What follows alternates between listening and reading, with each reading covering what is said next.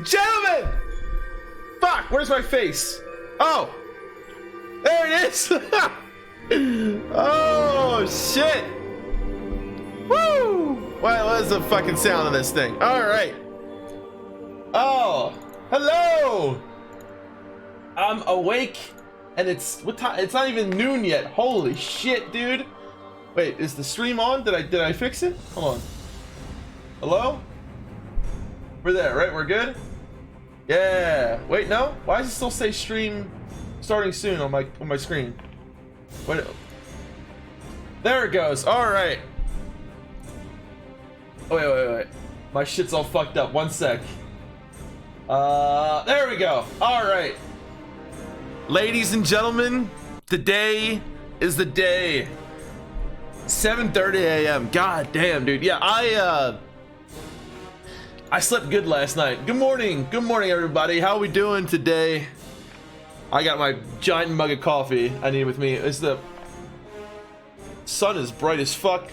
I haven't been up this early in months, dude. In fucking months. So bear with me until I get my bearings. Went to bed early. Set an alarm, dude. So did I. I set 5 alarms, man. Oh, all right. Ladies and gentlemen, today is the day. Okay, first of all, I want to mention a few things that I wrote down. Okay, so I didn't write them all down, but I got some predictions. Okay, I got some predictions. Let me. All right. Before we get into that, though, let me just say hello, everyone. Sorry, I've been gone all fucking weekend. We had Easter get together with the family. Did my face freeze? My face is frozen on my stream. No, it's not. Okay, it's not frozen. All right. Fucking see, this is why I don't stream so early, because look how bright my window is, dude. Look at that shit. It's like fucking heaven coming through my window right now. Let me see if I can make that less bright. God damn, that shit's bright, dude. Called the fucking sun, I know, right? Hold on. All right. Maybe if I go this way. Is that better? I need blinds. Yeah, I think that's better. No, that's worse, I think. Is that worse? Is that better? I think that's worse, dude. Oh shit. Wait, I do have something else I could use. Hold on. Where's my green screen? It's not down there. Hold on. Oh, here. Shit. Okay. Let's see how this works.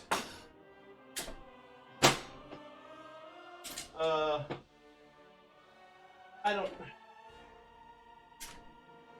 don't know how this works. Hold on.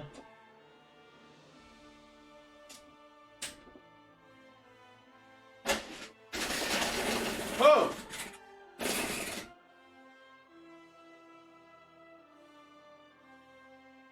Fuck. Hold on. How's that? God damn it, why is it not staying up? Hold on.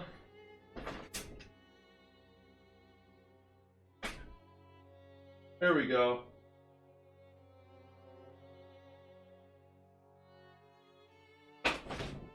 Fuck it, dude. Fuck it, I don't know. Fuck it, it's not that bad.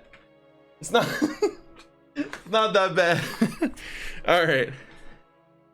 Alright, there we go. Well, we're 13 minutes out, so, alright. It's a green screen, but I don't know how to fucking use it. It's Melron's green screen. He left it for me, but he never told me how to use the damn thing. Alright. Let's see. Okay. So we're, what, 13 minutes out? All right, I got some predictions. You guys tell me what you think. I for one, I think it's like a 99% chance that we are gonna have a Wrath fucking, you know, reveal today. I don't know the fucking words. This is how I am in the morning, all right? This is how I don't stream in the morning. We're gonna have a Wrath reveal. 99%, dude. I'm like, I've talked to like numerous amounts of people, other streamers who are like, dude, it's happening today. It's gonna happen.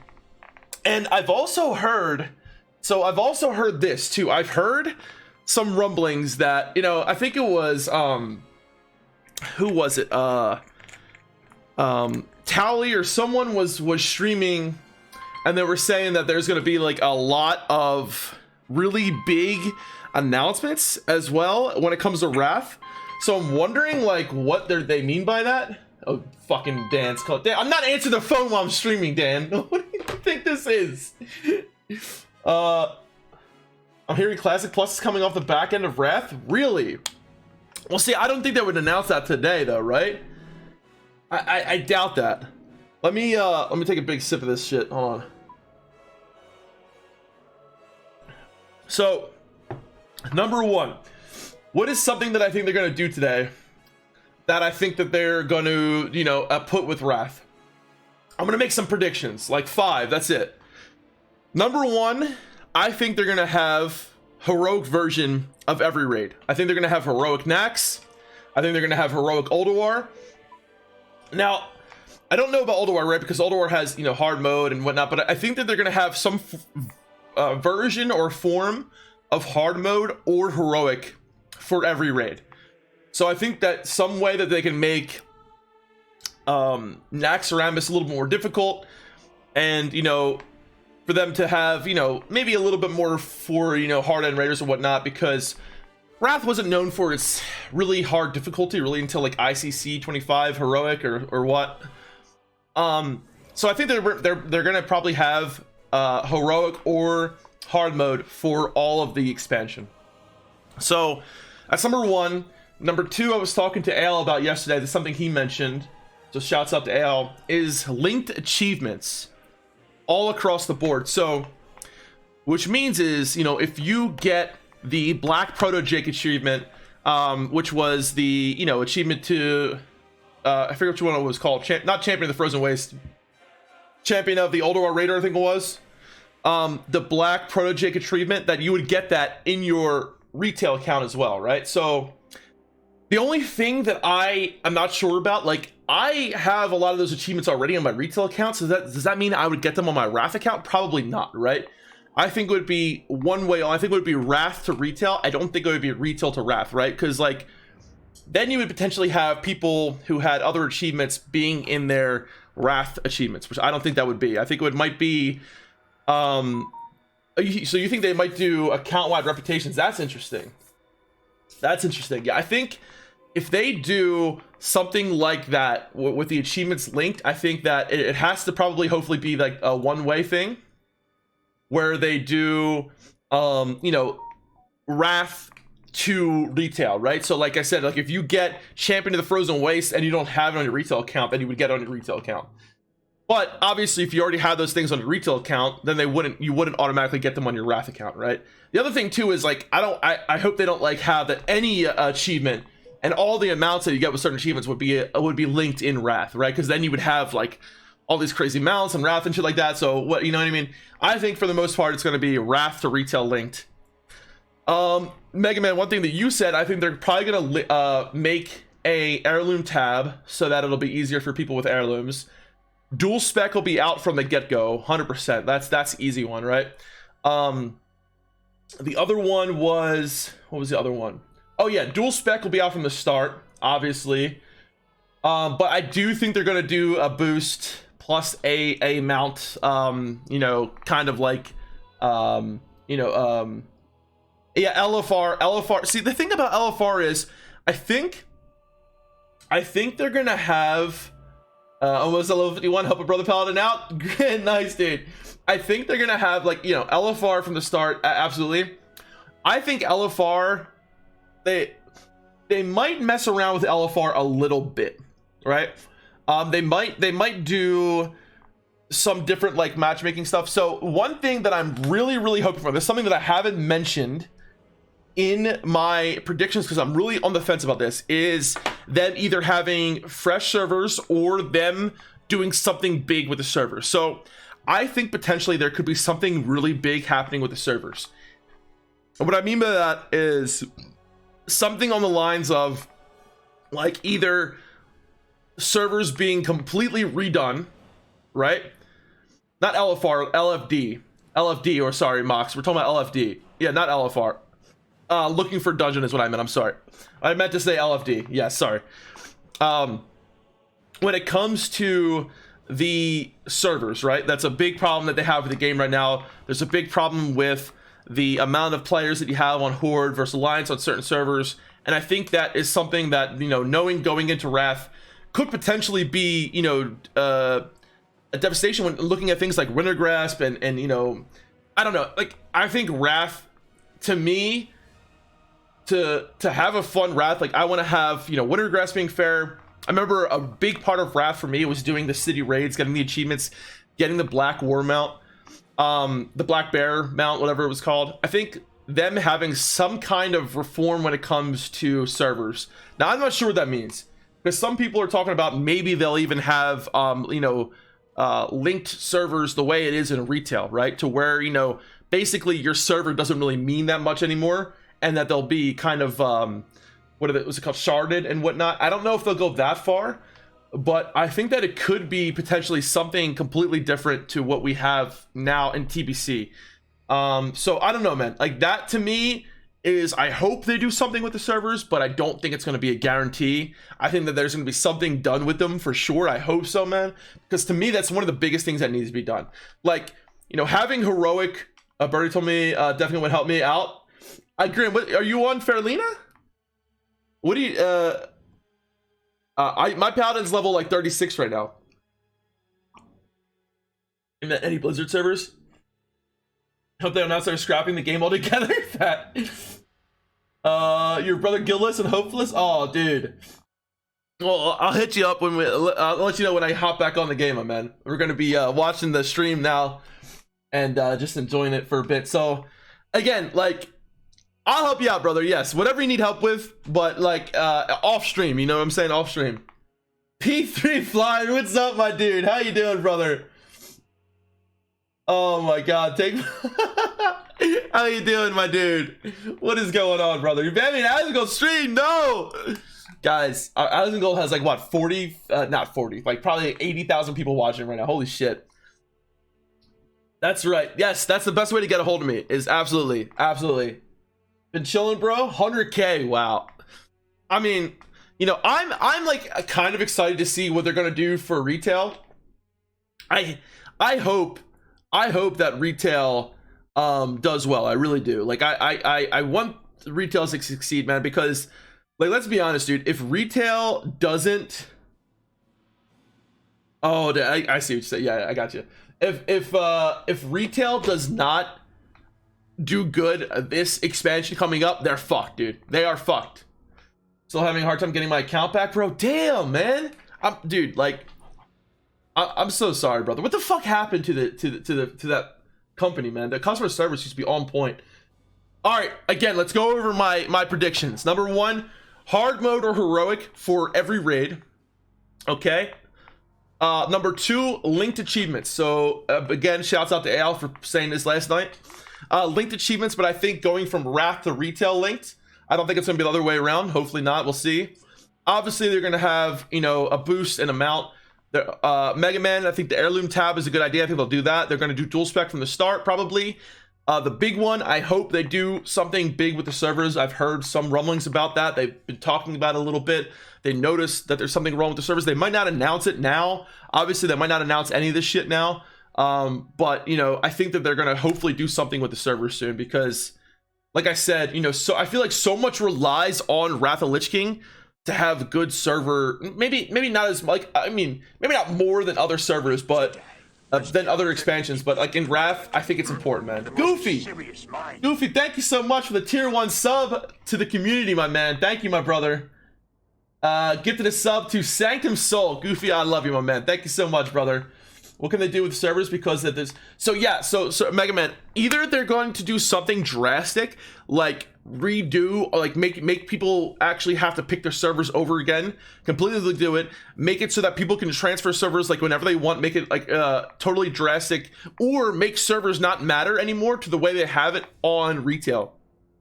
Something like a sharded server. This is something I think that's going to be really drastic if they do that. But honestly, dude, like the way it is now, something needs to change. Something needs to change from the way it is now, and it needs to be something else. And I really hope they take advantage of this point to do it. Tiberius gifting his subs. Dude, thank you so much. Tiberius HC gifted a sub to Space Clone 120. It's 11 gifted subs total for Tiberius. Thank you so much, dude. You know, and another reason why I'm saying this is because Wrath is a very big, like, you know, you have a lot of the Horde versus Alliance stuff going on, right? You know, with the Forsaken at the Wrath Gate. You have city raid achievements, which I think were an amazing part of original Wrath of the Lich King.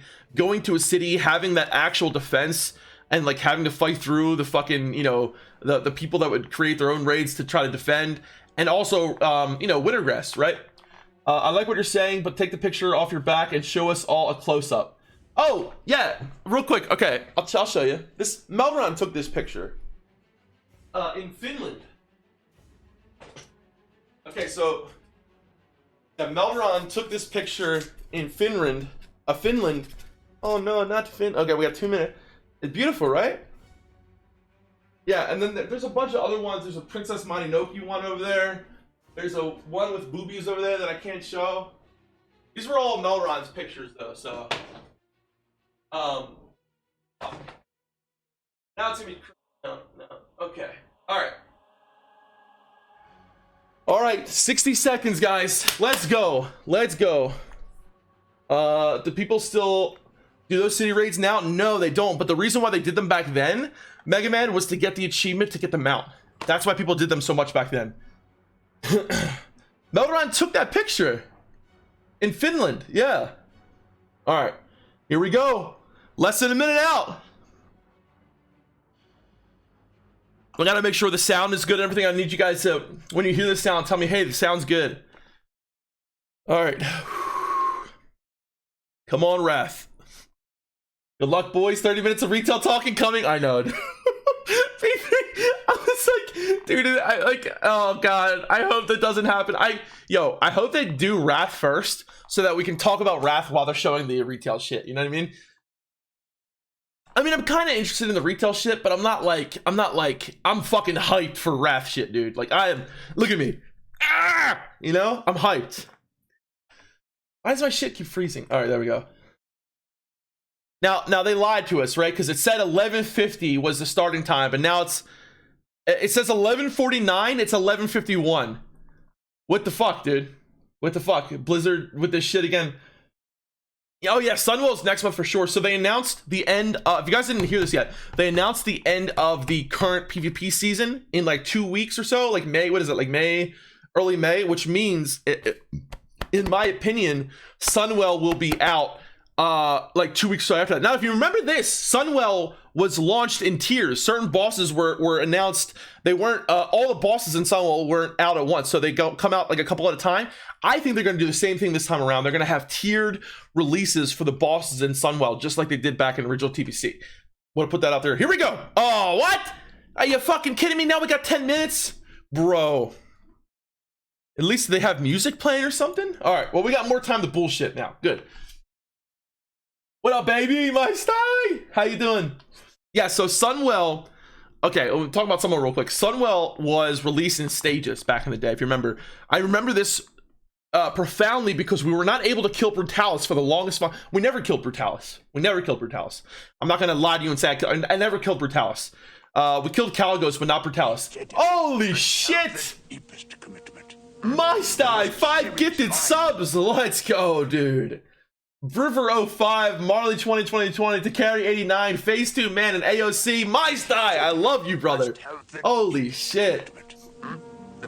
Let's get some hype going, ladies and gentlemen, for Hsieh, dude. Thank you so much, brother. Today's a beautiful day, ladies and gentlemen. Oh! Okay. Okay. Here we go. The music is starting. Did anyone realize, okay, on the announcement thing for... Let me show you something real quick, okay? See if it's still up. Oh, look how sexy that looks. Okay, so on the expansion reveal, right? Learn more. What does it say? Wait, where is it? On the website where I went to, I don't see it now, but if you go to where it was on the website, underneath where it said expansion reveal, there was a little thing that says it's Chromie time. And what does Chromie make you think of if not for classic, right? So that was a little hint.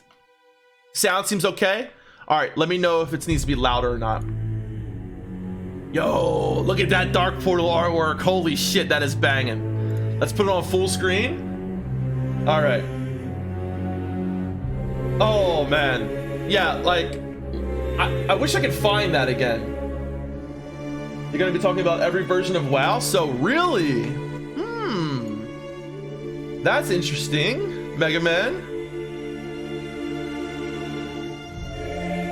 So Mega Man, you think they're gonna do what he was talking about having every version of WoW available at the same time? Like, oh shit, I didn't mean to do that. I think that would be a good idea after retail was done. I think that would be a good idea for, but who knows? Maybe I could be wrong. I could be wrong. I could be totally wrong about that.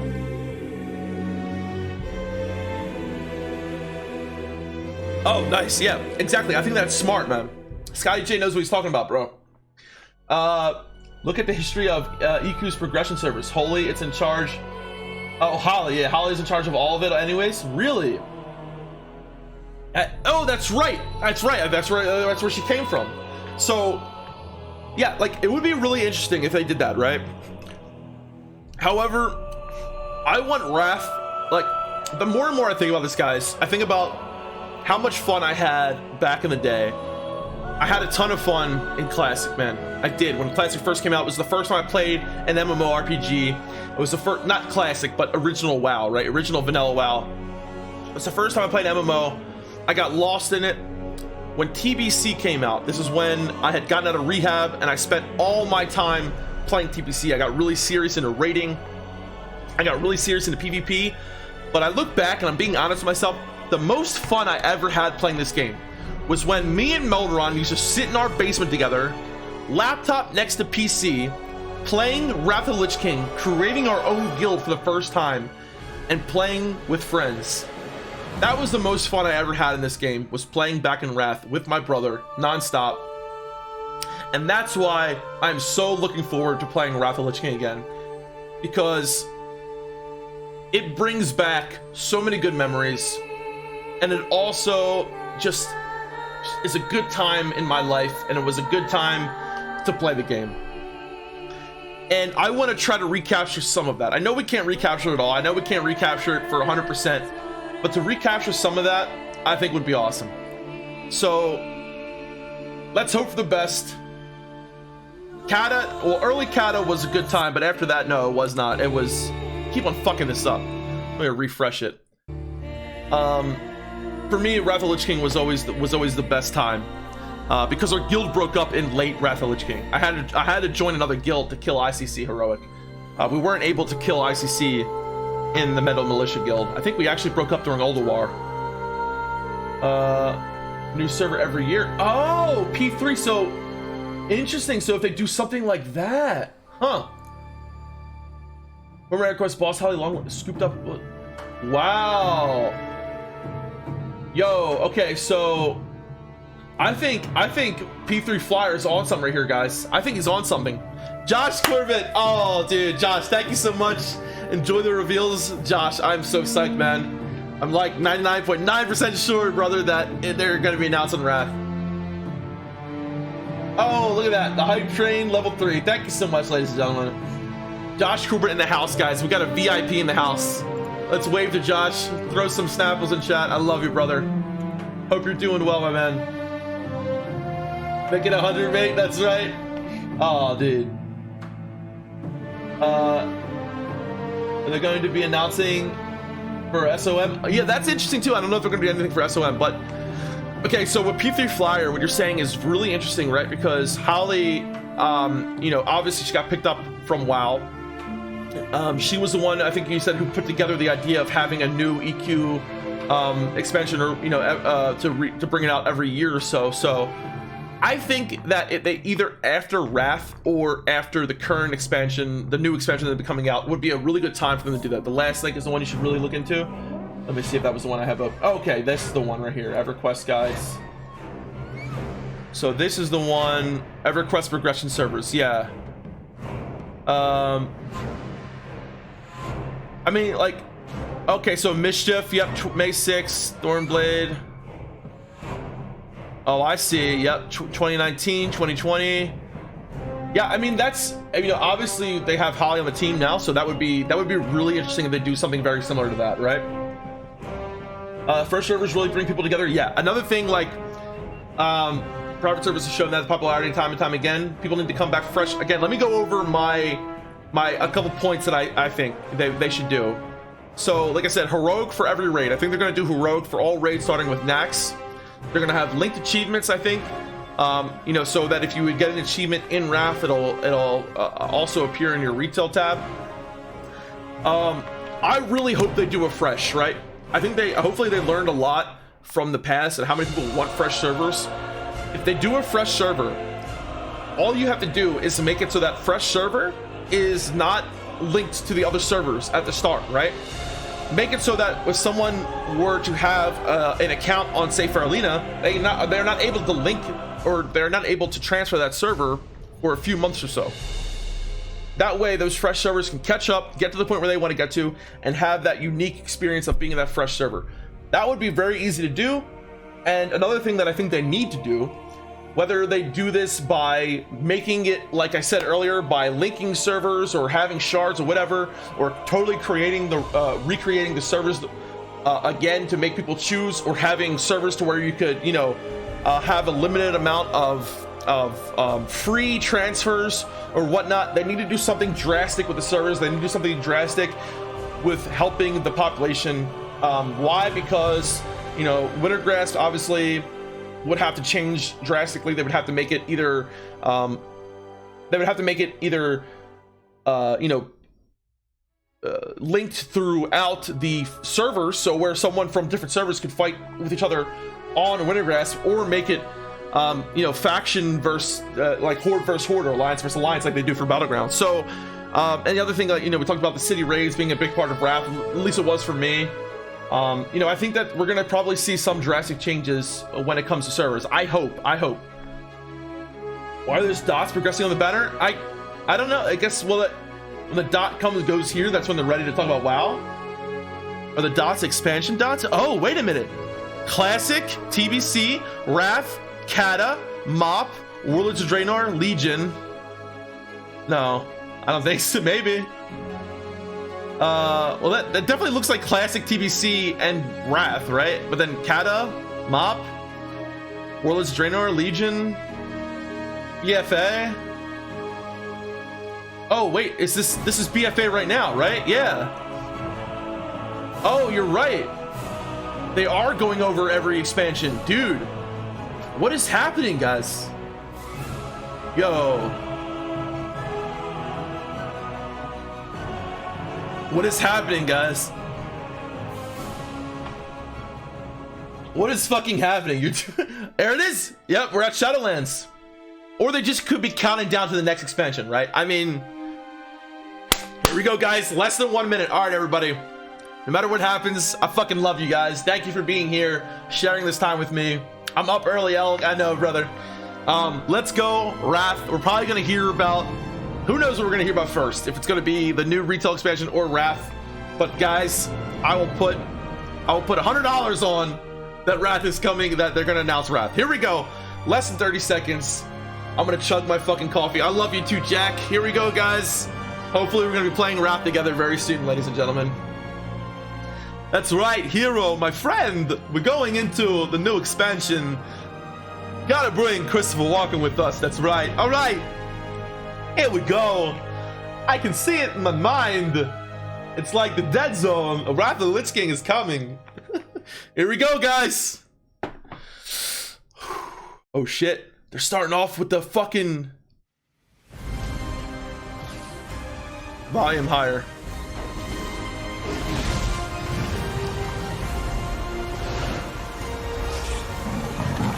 How's that volume level?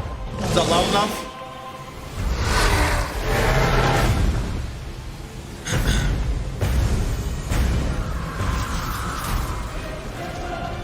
Yo. For the Alliance!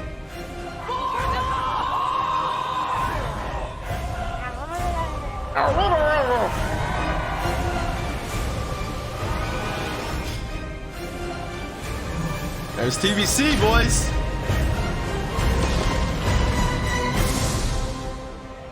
I wish I was at BlizzCon. I wish I had a BlizzCon, man, this year. I would have loved to have been there again. It was so much fun. All right. Hi, everyone. I'm John Hsieh, General Manager for Warcraft, and with me today are my friends Ian Hazzikostas, who is the Game Director for World of Warcraft. Classic. And Holly Longdale, who leads up the production team for WoW Classic. Yeah! I really appreciate you tuning in. I know we're really excited to be able to give you updates on what's happening in World of Warcraft. But first, I want to thank our community for all the feedback you've given us this year, and especially our community council. You're welcome. You've helped shape and influence the yeah, updates that we've done recently, never heard and a fucking response in the upcoming year. I mean, really, for Shadowlands in particular, the story of the last 9 months or so of this expansion is all about the community, and it's shaped by what we've been hearing from them, and us realizing as a team that we just collectively needed to do a better job of see how much making they sure the community listen. That's felt right. heard. And so that led us to the changes we made in 9.15, but also wasn't that really big of a re-examining change? some of the assumptions and Good. foundations of World of Warcraft. That's good. About things like character investment and Yes. mains versus alts, or how Yes. catch-up should work, or the appropriate role No of friction leveling our in this new systems. expansion, I'm calling it. There's gonna be no leveling. 9.15 represented a step in the direction of letting players have more freedom to play World of Warcraft the way they want to play it. And we really built our Eternity's End content update from the ground up around those principles. What are some of the things that the community said that influenced your decisions for Eternity's End? What do they Things say? like the method and pacing of acquisition of the Covenant Legendary fucking item, sucks. tons of tuning, and I think every step of the way, we were listening to make sure that we were carrying forward those lessons learned in the course of 9.15 into Eternity's End and beyond. Okay. So WoW Classic came about because of the community. Yeah, they continue to help guide and support us as right, Classic Holly. evolves. World of Warcraft has always been about the world and the players that inhabit it. And we are, in a lot of ways, curators and caretakers of that journey and of that experience. And so once this classic community formed and grew, we had to listen to them. Hell It's yeah. this tide of listening to the community and paying attention to what is a good experience for our players now. Thank you, And Holly. where we really saw a sea change in this idea is with our Season of Mastery realm, which is a Season of Fresh Start Classic. Oh. And initially we were talking about it like it was going to be like a fresh start. Let's try this experiment in a season. It'll be about a year long. And then when the community found out about it, we started seeing this upswell. Yeah, the team just took that idea and ran with it and turned, what had started out as a small community project into this Soul of Iron system that became a centerpiece That of mentioned Season of hardcore. Mastery, and a whole new opt-in hardcore mode that we've seen communities built around. Yeah. Lots of, thrilling victory and painful defeat. 5 hours. I made it 5 hours. That's awesome, dude. Yeah. They're talking about and hardcore. It continues, like Burning Crusade Classic. We wanted to balance the Paladin seals between Horde and Alliance, so we made an addition there. We wouldn't have gotten there without the community's input. So, influence the community. You've got another update and pretty significant controversial change for this. Yeah, cross-faction play coming in 9.25. Which is on a public test realm now. Wow. As a big Ian, centerpiece. cross-faction. Yep. You're we breaking knew with a that was coming. 17-year tradition. Yeah, it's something. It was not an easily made decision by any means, and I think this is another one of those areas where really There's we Wrath on the try wall. to take to I saw heart it. community feedback and requests, and ask ourselves as a team There it if there's is. a way to accommodate such an earnestly held desire Behind and Holly. still feel like we're being true to the Symbolism? roots of the game. Maybe? The player's desire to play with their friends who might prefer a different faction, or to play with the faction that they more closely identify with, even though their raid group is elsewhere. It's really important for me. I play a lot of alts, and I love absorbing the story for each race, and having that ability to play with all of my friends across factions is fantastic. At the end of the day, the battle cry is for the Horde. It's not against the Alliance. It's not death to the Alliance. It's about pride in one's faction. And I think there's a way to preserve that and even strengthen that while giving players the ability to make the same choice we've seen the greatest heroes make time and time again. I can't wait to do this. I'm seeing a lot of my friends that I never knew had a max level character in the other faction suddenly come out of the woodwork. And then, with these cross-faction groups, many of them are going to be diving into something new that we're doing to kind of cap off Shadowlands, a Season 4. Kind of a remix, a bit of a greatest hits, revisiting all of our raid zones across the expansion, bringing in some that's a good idea. familiar older favorites into the Mythic Plus rotation. Good. And we recognize this is kind of a closing chapter, a little bit of a send-off to Shadowlands. As everyone gets ready for what happens next and what will come next, here we go. I want to give a fun new challenge for everyone to sink their teeth into. Really cool stuff for I like Holly, modern WoW players. I do. I'm super excited about the gear upgrades that you're going to give me and the chance to go back and play some of those awesome raids. I like There's a lot to Holly explore. a lot more than Ian. Very exciting. Love For our personally. next adventure in World of Warcraft, we're going to go back to Azeroth. We're going to a space with high fantasy. I mean, our fans of Azeroth for a long time. This has been kind of the foundation of much of the lore of WoW. So without further ado, let's watch the cinematic. Oh shit! Here it is. Here it is.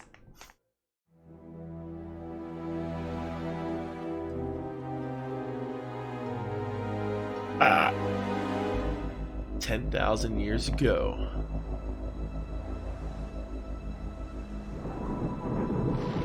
The world has been sundered. It cries out in pain. We must go to its aid. We entrust our ancestral home to you, the Watchers.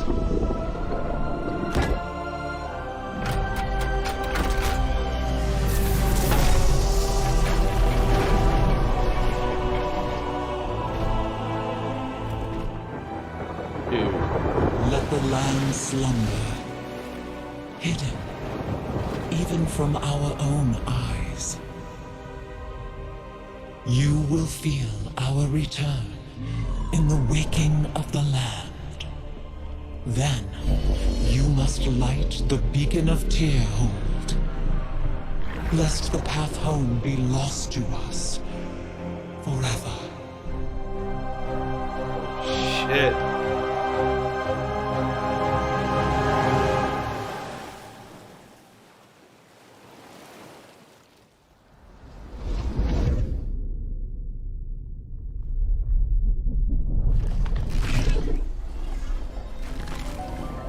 Wake up.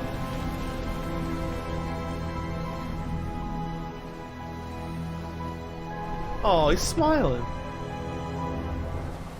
Oh, he didn't make it.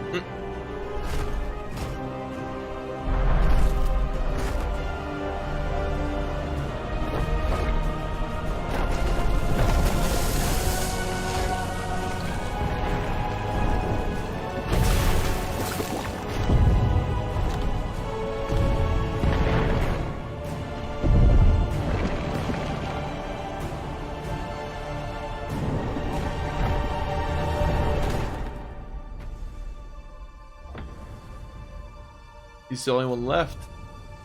Titan Keeper.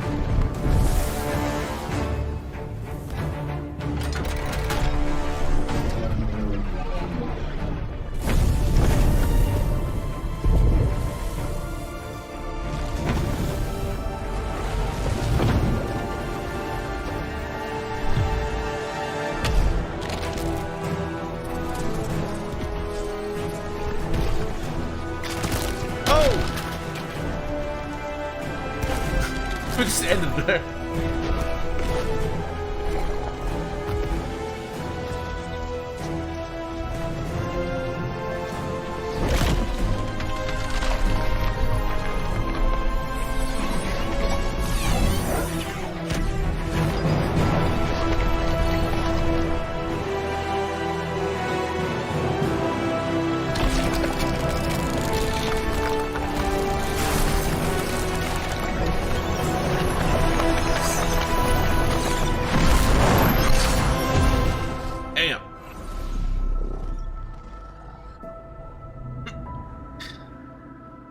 Oh, it's so fun.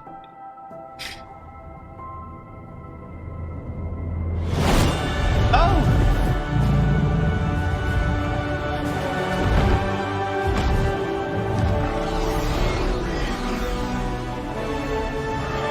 There they are, dude.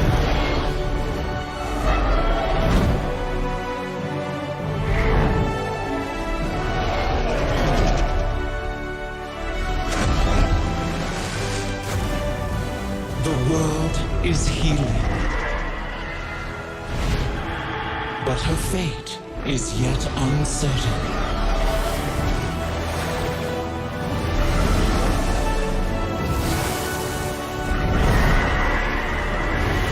Together, we shall be Azeroth's protectors once again.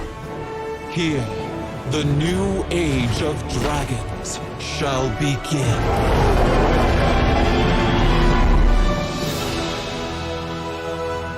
Okay. No big baddie, no like bad thing going on. It was kind of not like Dragons! Dragons. This is so dragons! cool. No one saw it coming. No one saw it coming. Carefully kept secret. But seriously, I mean, where was the what did we just bad see guy? there? Where was The awakening of the Dragon Isles, the return right? of Like dragons, the dawn of a new age. where's the We've action, seen man? Rathian searching for his father's legacy, searching for the Dragon Isles. There's a reason why he hasn't been able to find them until now. The beacon going off, is that summoning the dragons? It is removing the concealment that had hidden the Dragon Isles from the world, Dragon but Isles? also beckoning the dragons back urgently in a time of need. I assume pretty good variety of locales within the Dragon Isles. It's Yes, the Dragon Isles, as kind of standard for WoW expansion, consist of 5 zones, 4 5 standard zones. leveling zones, and a new starter zone. Leveling that we'll zones, get to in never a mind. second. Can you talk a little bit about how the team found ways to thread the dragon aspects throughout the environments? The Dragon Isles are a place that is lush and primal, bursting with elemental energy. As Looks Azeroth pretty cool. herself reawakens, those primal forces are expressed throughout the environment, whether it's magma activity, volcanic activity, whether it's the icy wastes of the Azure Span, and each one of those has a Ooh, that looks like connection Grizzly to Hills. a dragonflight that we've seen before. And it's going to be an amazing place for players to arrive at and explore. all right. You know I'm going to ask. Yes, okay, so Can I be a dragon? let's start getting into some features here and what all right. Dragonflight means for you as well as just a place. So first off, yes, we have an all-new playable race, the Drakthir race. Yeah. This is a draconic race, but dragons in Warcraft have the ability to take on a humanoid form. What classes can they be? They have lizard. unique abilities as literally a dragon. That doesn't quite fit any of our existing classes. And so what we're doing is this is not just a new race, but it's also a new class. You know, adding a new race to World of Warcraft, and not just an allied race, is something that we don't do lightly. But telling this expansion, this story, so focused around It's a new dragons, class. felt like the perfect time for it. So if you are a Drakthir, you will be the Evoker class. Drakthir can only be Evokers, Evokers can only be Drakthir.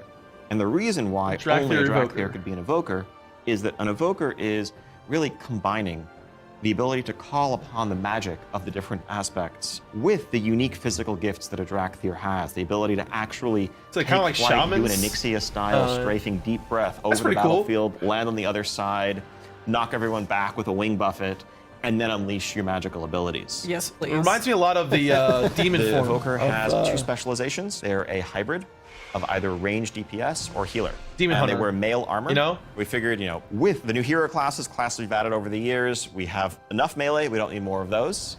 And also, Yeah, probably definitely don't need enough any melee. more leather wearers. The raid leaders are going to love you for that. Exactly. This is definitely a hero class. And so that It's all means that, personal like loot. the Death Knights before them or Demon Hunters, they will be starting level 58, and then they're going to have a new starter zone. So they're going to have a slightly different journey into the Dragon Isles as opposed to the rest of us that are sailing there from other parts of Azeroth. Can you talk a little bit about the customizations? Like what is going to be able to identify my Dracthyr character? Basically anything and everything. You know, skin color, hair color, jewelry, tattoos, there's other a humanoid adornments. form You of can it, make too. this character the That's pretty expression cool. of your identity in Azeroth. It's kind of New weird zone, looking to me. New a class, Yep. new race. Well, tell us about some of the system updates or features. So, of course, the new expansion brings with it, new systems, new features. I think in recent expansions, one of the things we've tended to do is really have these deep features that were closely tied to a specific expansion that would then Yes, get like left behind Legion. as we moved on. Yes.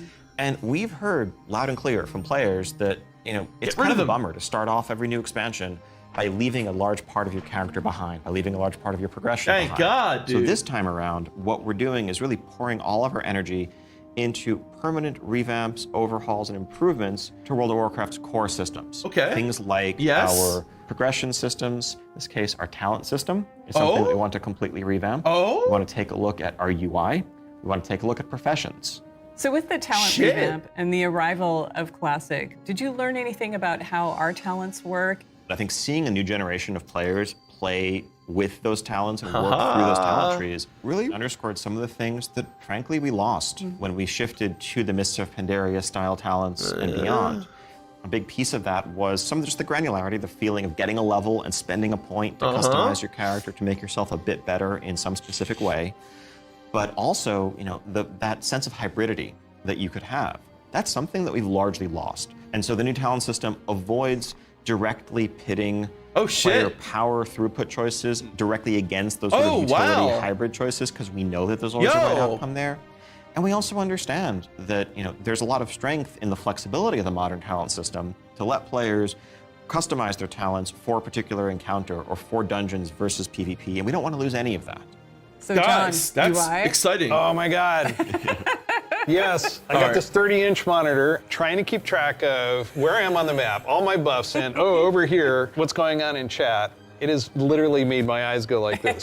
So, You're not alone in that. We've made a lot of incremental changes and additions over the years, but really this is a revamp, this is an overhaul. And so we're excited to really modernize the look and feel while staying true to the origins of World of Warcraft. Now, at the same time, we're not looking to take away the sort of power user customization there. Add-ons are still there if you want them, but we want a much better default out-of-the-box experience for all players, new and old alike. Good. can I reduce elements, remove elements, if I want to explore the world and see the beauty of Azeroth? When it comes it's so to specific elements, customizable, as much as dude. possible, we want to let players choose what to show and what to hide so that they can I wonder control if they'll do that for themselves. Wrath You too. mentioned professions. I have a critical question about this. Go on. Can I wear a chef's hat? Yeah, I knew it.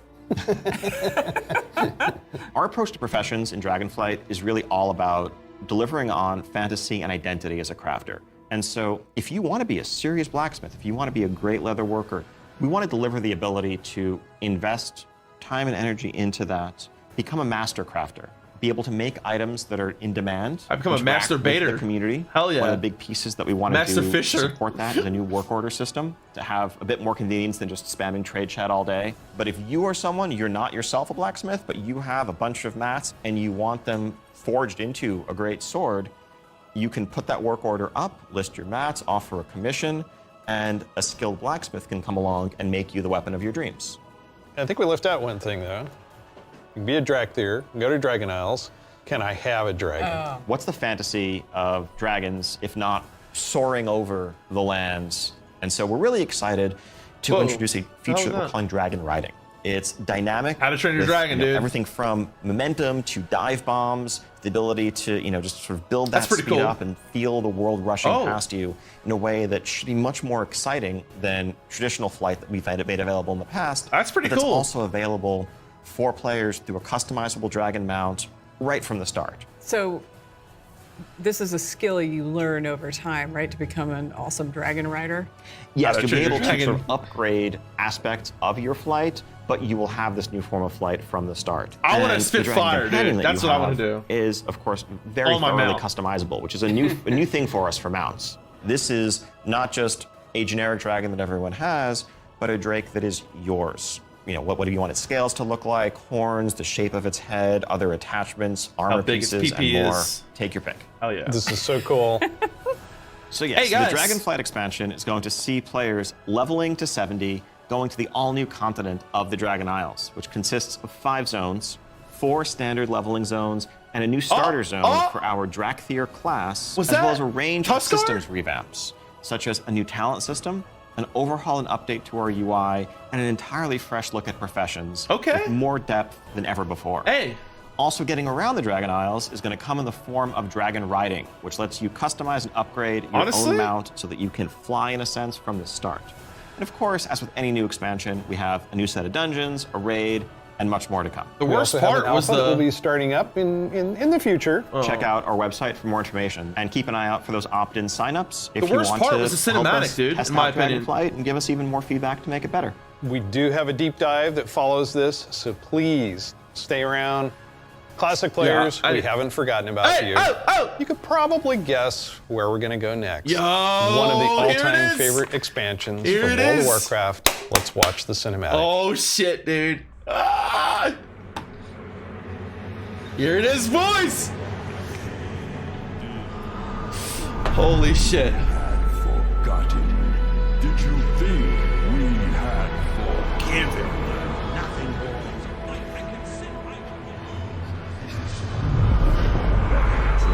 Just begun. Not my king yet. Why'd you do this? Argent Hsieh comes for you of your father, of your people, for all the lives you've stolen. My son, the day you were born, the very forests of Melderon whispered the name Arthas.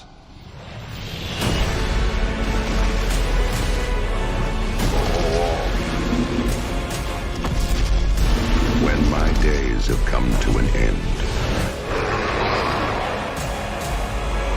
you shall be king. Shit, dude.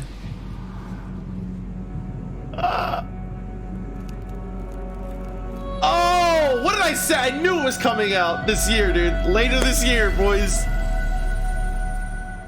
Oh shit, come on. You gotta give us more than that. It's just incredible, isn't it? Every time I see the cinematic, There I it get is, boys! chills. No pun intended, I get chills. As you saw, Wrath of the Lich King Classic is coming this year. Shit, it brings back dude. so many memories. When you see that cinematic, what do you remember from Wrath of the Lich King? Anytime you want to talk about undead frozen dragons, how can you not go back to Sindragosa as the source? That was the first expansion I played with my youngest son.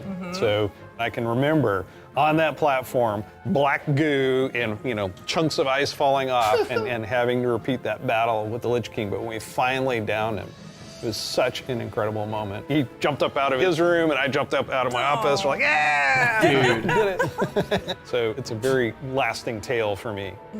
So as you know, with this expansion, you will, in pre-patch, be able to play the Death Knight. Okay. They will start at level 55. You don't have to have a high-level character to make a Death Knight. Okay, So everyone that's will fine. be able to make one. We're excited to give players some time before Wrath officially launches to get geared up and ready to jump in to Northrend with everybody else. And there are so many zones and areas to explore in Northrend, and I want us to talk about some of our favorites. So for me, Grizzly Hills has a very special place in my heart. The music was some of the best It's I've fucking coming, experienced boys. in World of Warcraft. I still make my way all the way up to Storm Peaks to try and find the time-lost prototype, and have yet to get it. I've got to say Dragonblight. The wide open nature of the Love zone, Dragonblight, Wormrest bro. Temple in the center of it. It's dude, an I can't unforgettable wait, expansion guys. as both a developer and a player, and kind of making that transition from one to the other. Fuck Now that let's mountain. talk about some changes.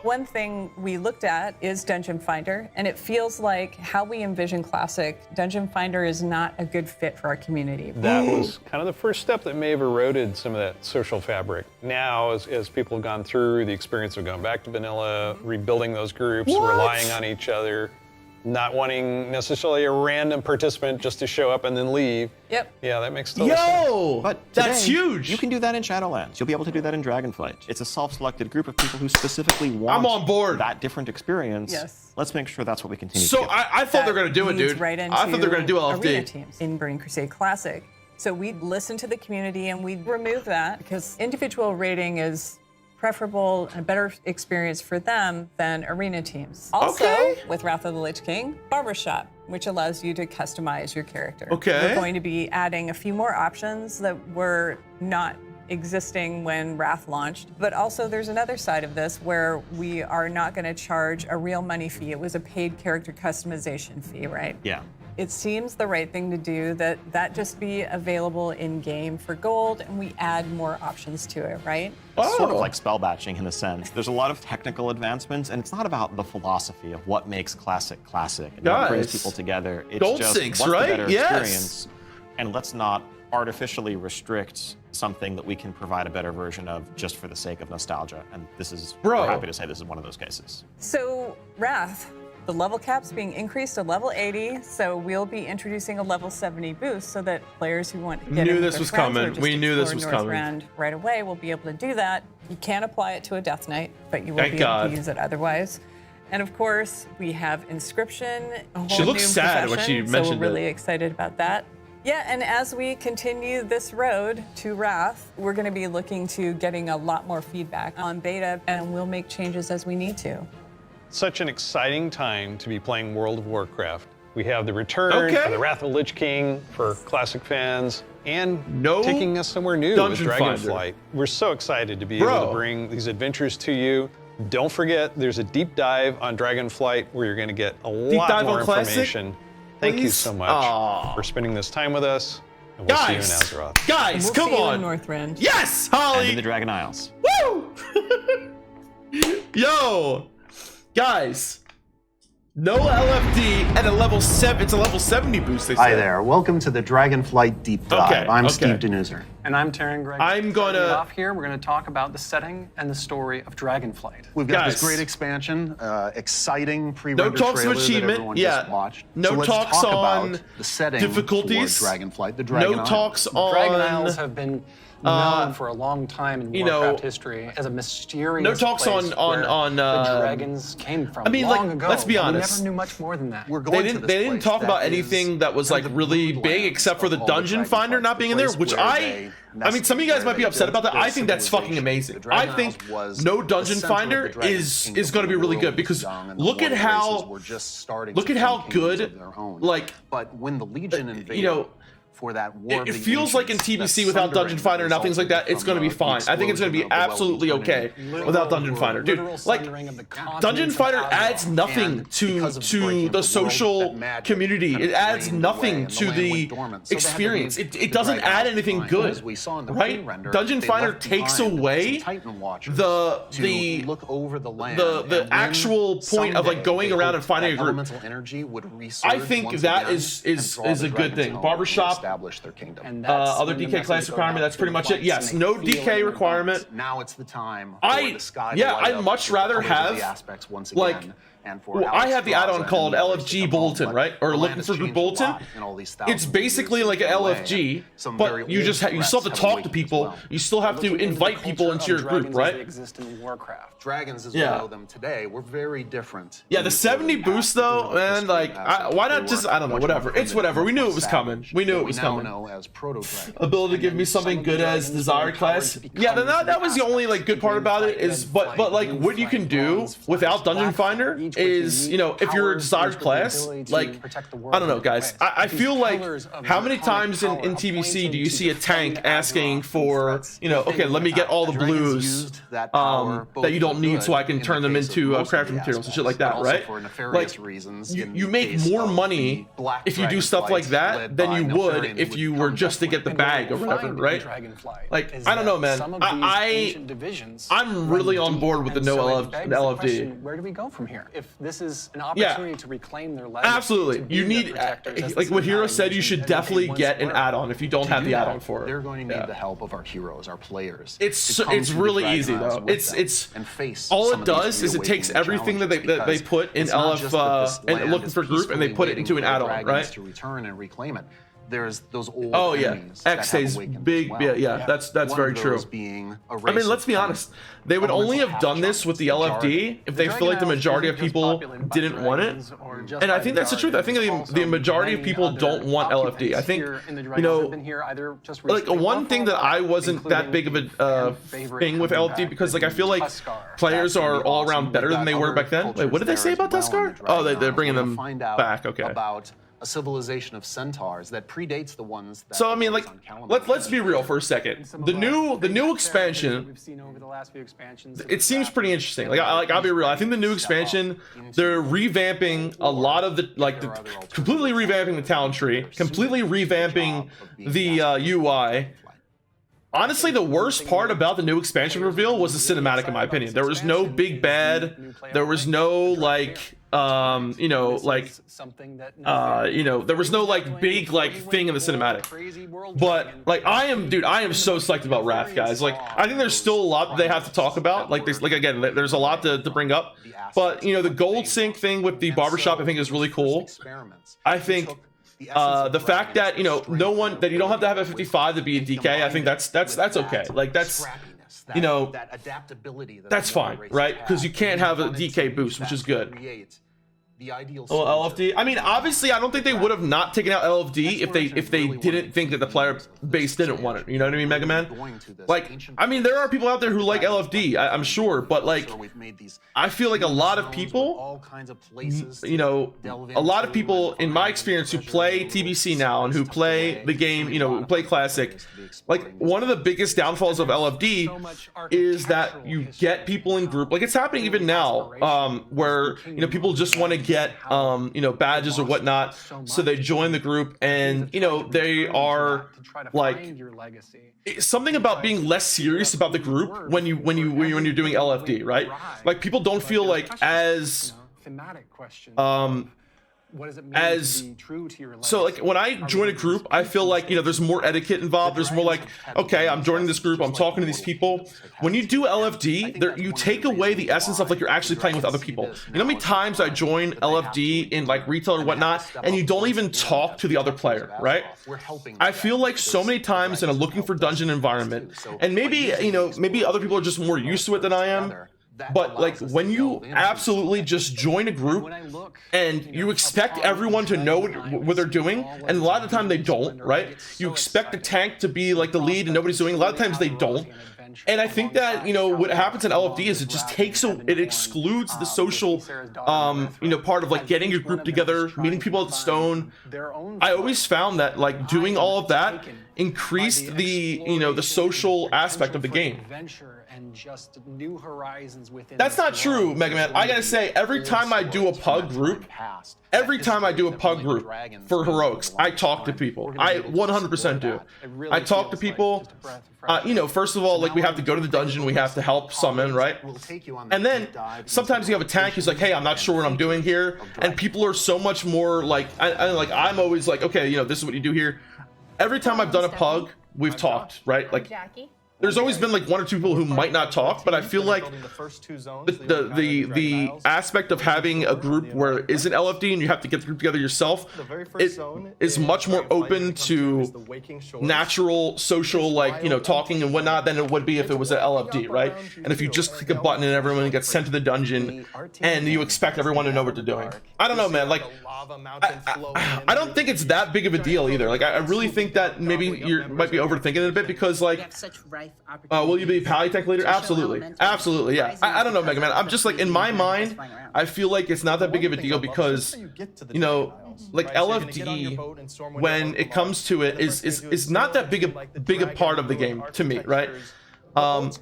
If you're part of a good guild, a lot of times you don't do LFD anyway. You usually have your own group and you have like your own guild and whatnot. A great opportunity for war mode. And I think like for a lot of people, it'll help them to, you know, find a community. It'll help them to find people, because like LFD, what it does is it promotes a non-social and a non-working together like kind of, you know, style of the game.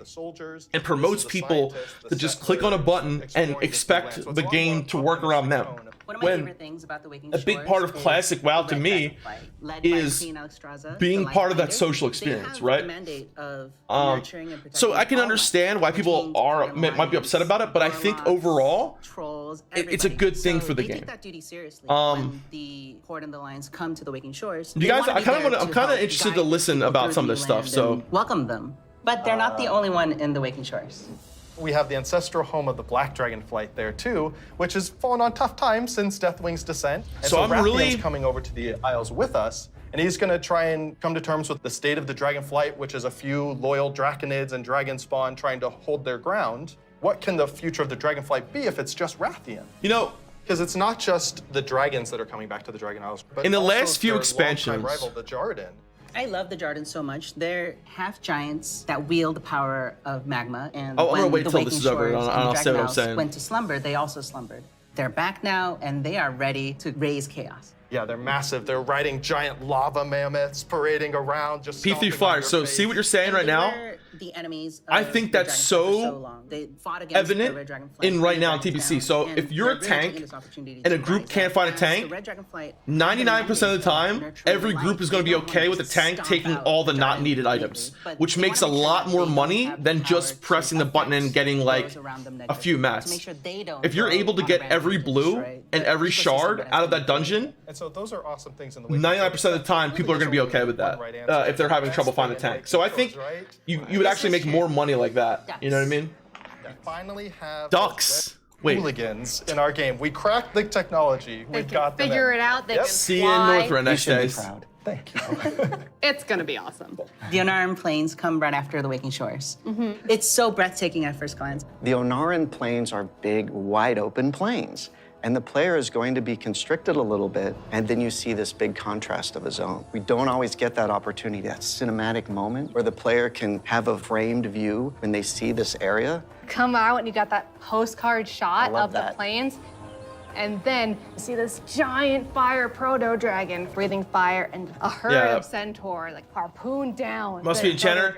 Well, yeah, either that or you can get someone to disenchant the items and give them to you. Yeah, I mean, a lot of times someone, you could say you could just need everything and then, or ask the other person who's an enchanter and need everything and then just give it to you. Guided the centaur to the Dragon Isles many, many years ago. She blessed them, took their caravan across, and then showed them the plains.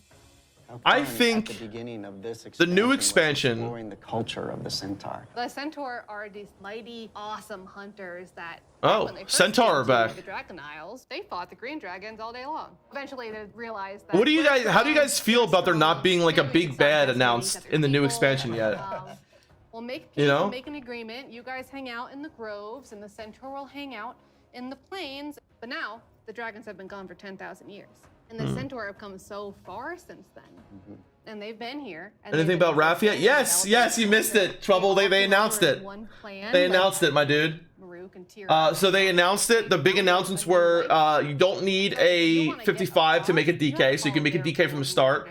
They'll have a level 70 boost.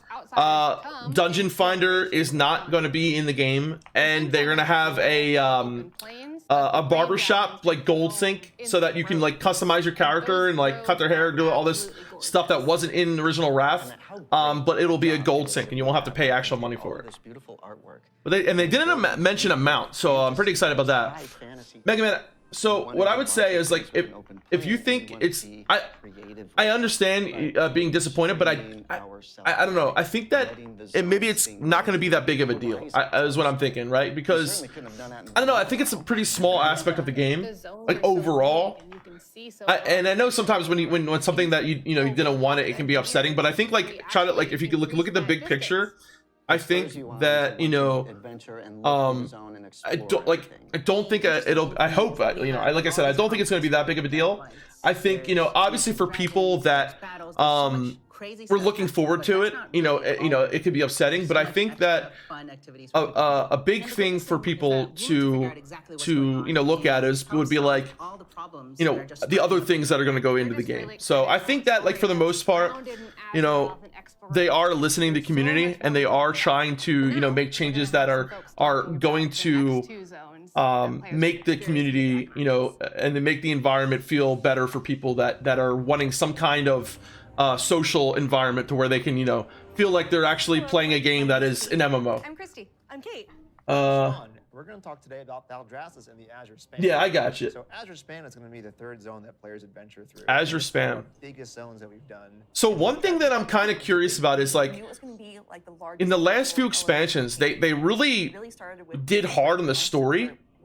And I feel like they're leaving the story a little more open-ended for a reason, right? Because I think they got a lot of pushback on the story in the past, and I think they're being very careful with this new expansion to not push the story in your face too much and kind of give the game's you know, gameplay and the other elements a push, right? Because I think that something that retail definitely needed was a redo for UI, and was absolutely a revamp in the systems, right? So I think these are two really exciting things. And honestly, I'd be open to playing retail at this point. Like for seeing what I see right now, I would definitely be open to trying it. 100%. We have a small group that lives there called the Knolls. These Knolls are all... See, you know, I gotta admit, I have a different experience, Mega Man and Mox. So I am 99% of the dungeons that I do are with my guild. So I really have to, you know, be careful what I say, because like my experience is always going to be different than you guys. I feel like for me, you know, even having Dungeon Fighter or not having it wouldn't be a big effect on me. So I know I have a kind of a biased opinion on it when it comes to it, because I do so many dungeons with my guild.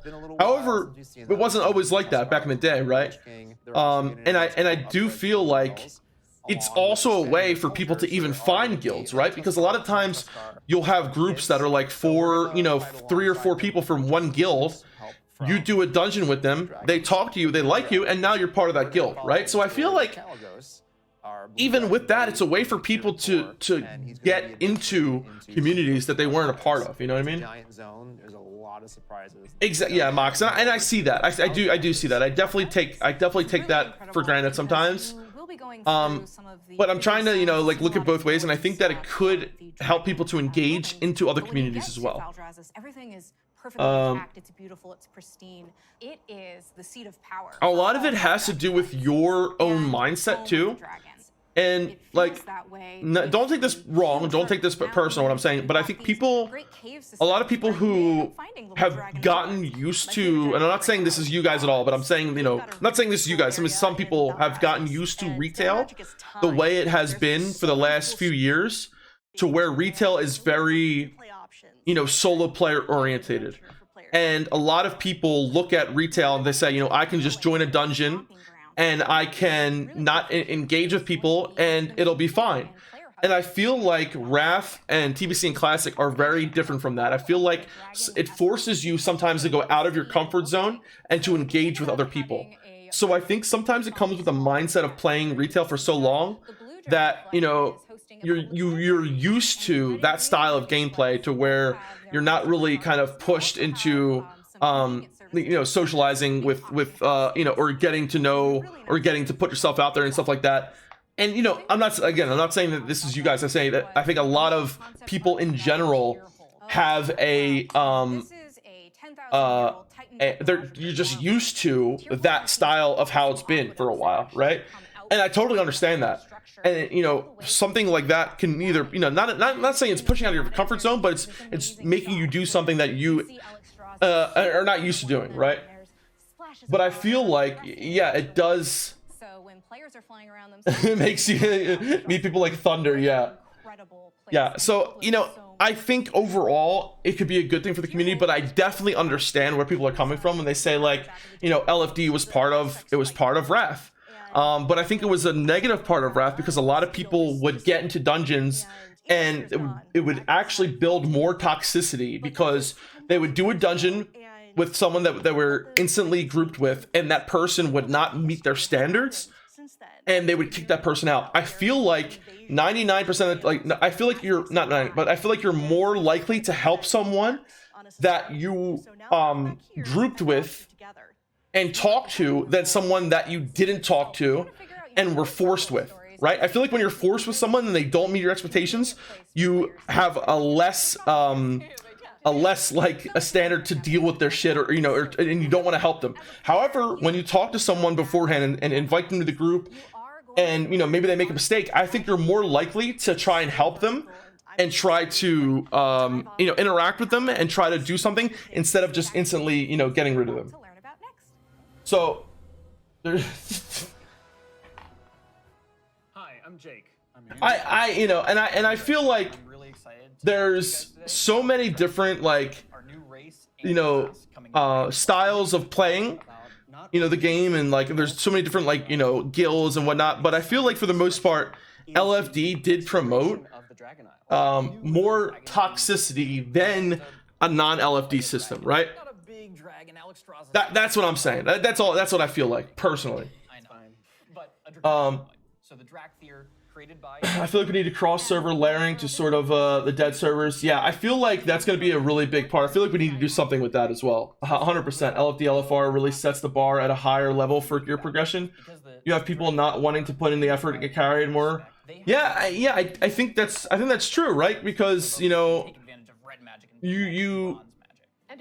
when you're doing LFD or LFR, a lot of LFR is a little bit different, right? LFR is it's a bigger raid, and Dan, I know what you're trying to do, Dan. Just fucking stop, all right? Okay, you're making me lose my point again. You fuck. No, not you, P3 Flyer. I know Dan personally, and I know what he's trying to do. Stop it, Dan. Stop. All right. So yeah, like LFD and LFR, are two different things. I think LFR, when there's a bigger, playing, there's more people playing, right? And you have, maybe a little bit more. You might let things go that you wouldn't let go in LFD, right? LFD is 5 people. And you can easily get 4 people to turn against 1 person, right? So I feel like LFR, I feel like stuff slides a lot more, that because I remember, dude, where healers would just sit there in LFR and not do a thing. If the healer were to do it in LFD, it'd be a completely different story, right? Take this for instance. If you do a pug group and you talk to you talk to everyone beforehand, and the guy before it starts, right? And he says, hey guys, just so you know, I might have to take my dog out in 10 minutes or whatever, or something like that, right? And it says I might have to go away.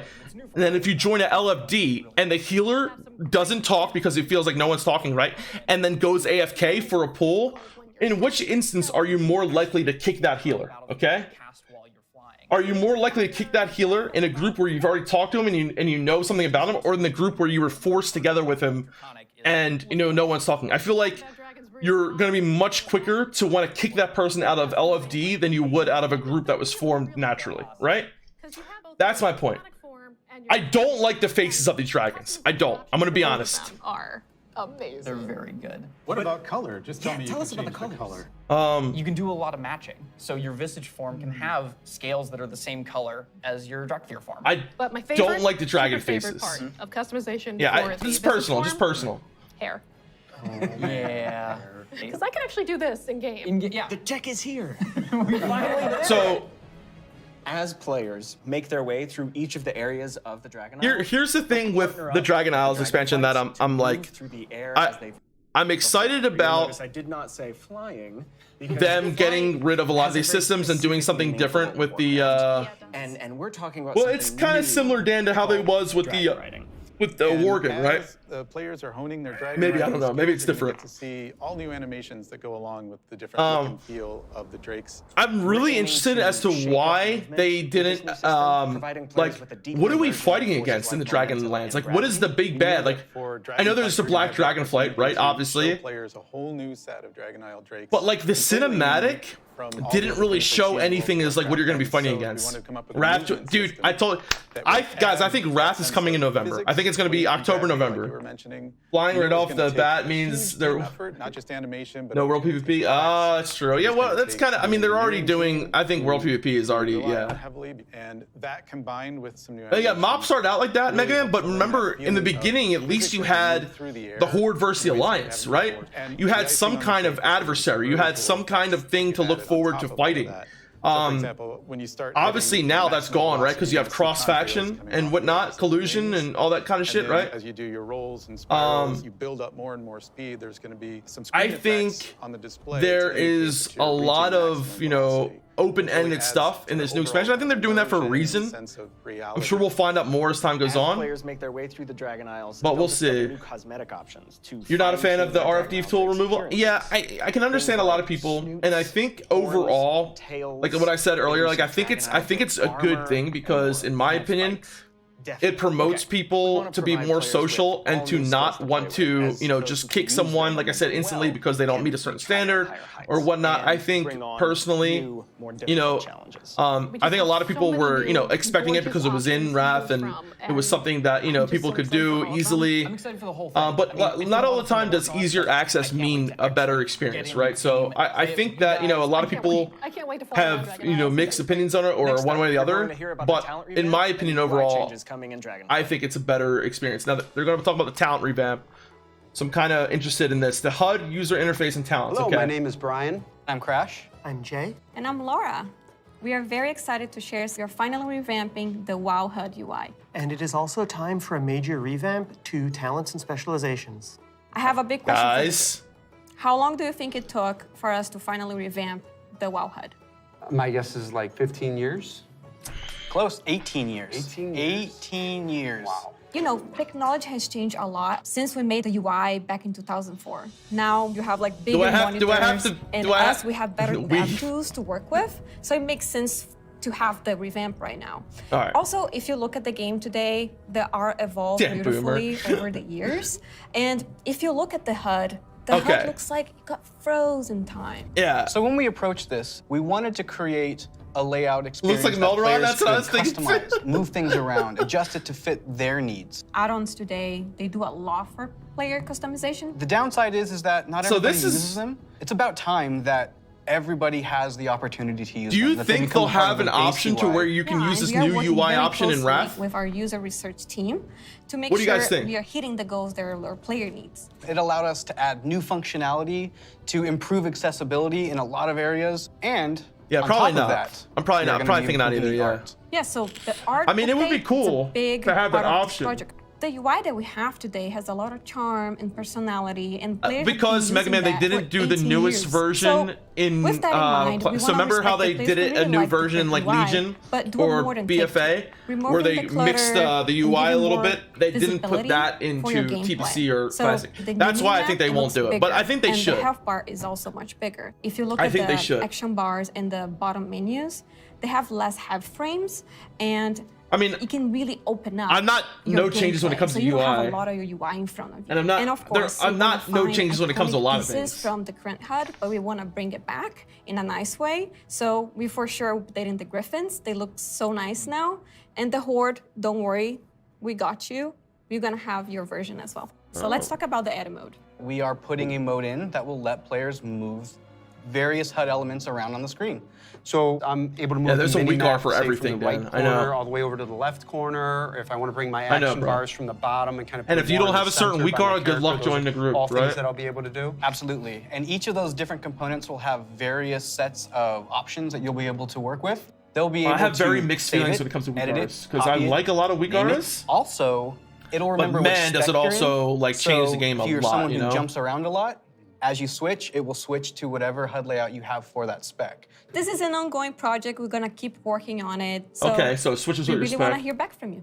A project that we're all excited about that we've been collaborating a lot on is something that's pretty UI intensive, and that's the talent system. Here's talents. Here we go. It hasn't changed in a long time, like you said before, and we really started with how can we have players have more choice over what their character has? As you level up, we give you a new spell or a new ability, something that kind of makes you stronger, but it's determined by the designers. We decide the order. Yeah, we started looking for a system that would give players a much wider set of options. And after looking at all those things, what we really returned I think it's back even to more was the idea of trees. choice. It's actually 2 trees. More choice than even the original talent systems, different man. class utility, and then we have a spec tree that is focused on performing your role, whether that's damage, tank, or healing. Can I just jump in and say that I personally am super excited about having trees come back. There's a big nostalgia hit for me. As we said, we have these 2 trees because we feel like Picking a specialization is a really important part of your World of Warcraft character now. And so we want to make sure that when you choose that, it kind of affects the tree in some way. Yeah, as soon as you open your talent tree, you'll see something new.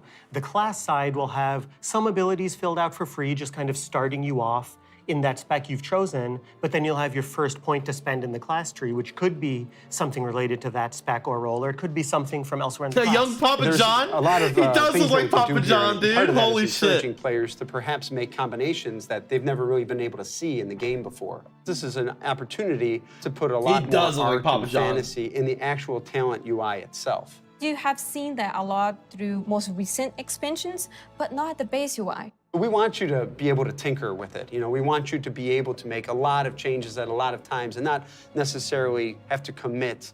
The power really is coming back to the player.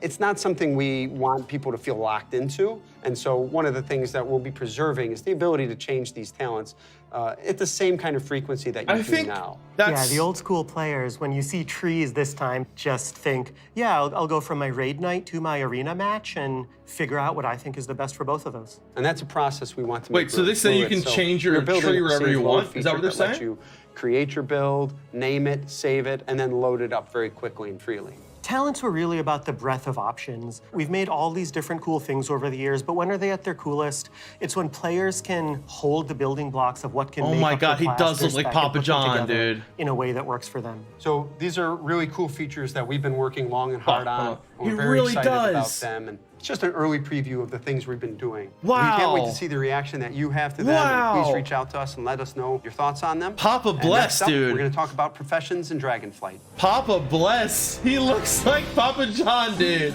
Ah. Hi, Profession I'm Joanne. revamp? And I'm Eric, and we're going to talk about our plans for professions in Dragonflight.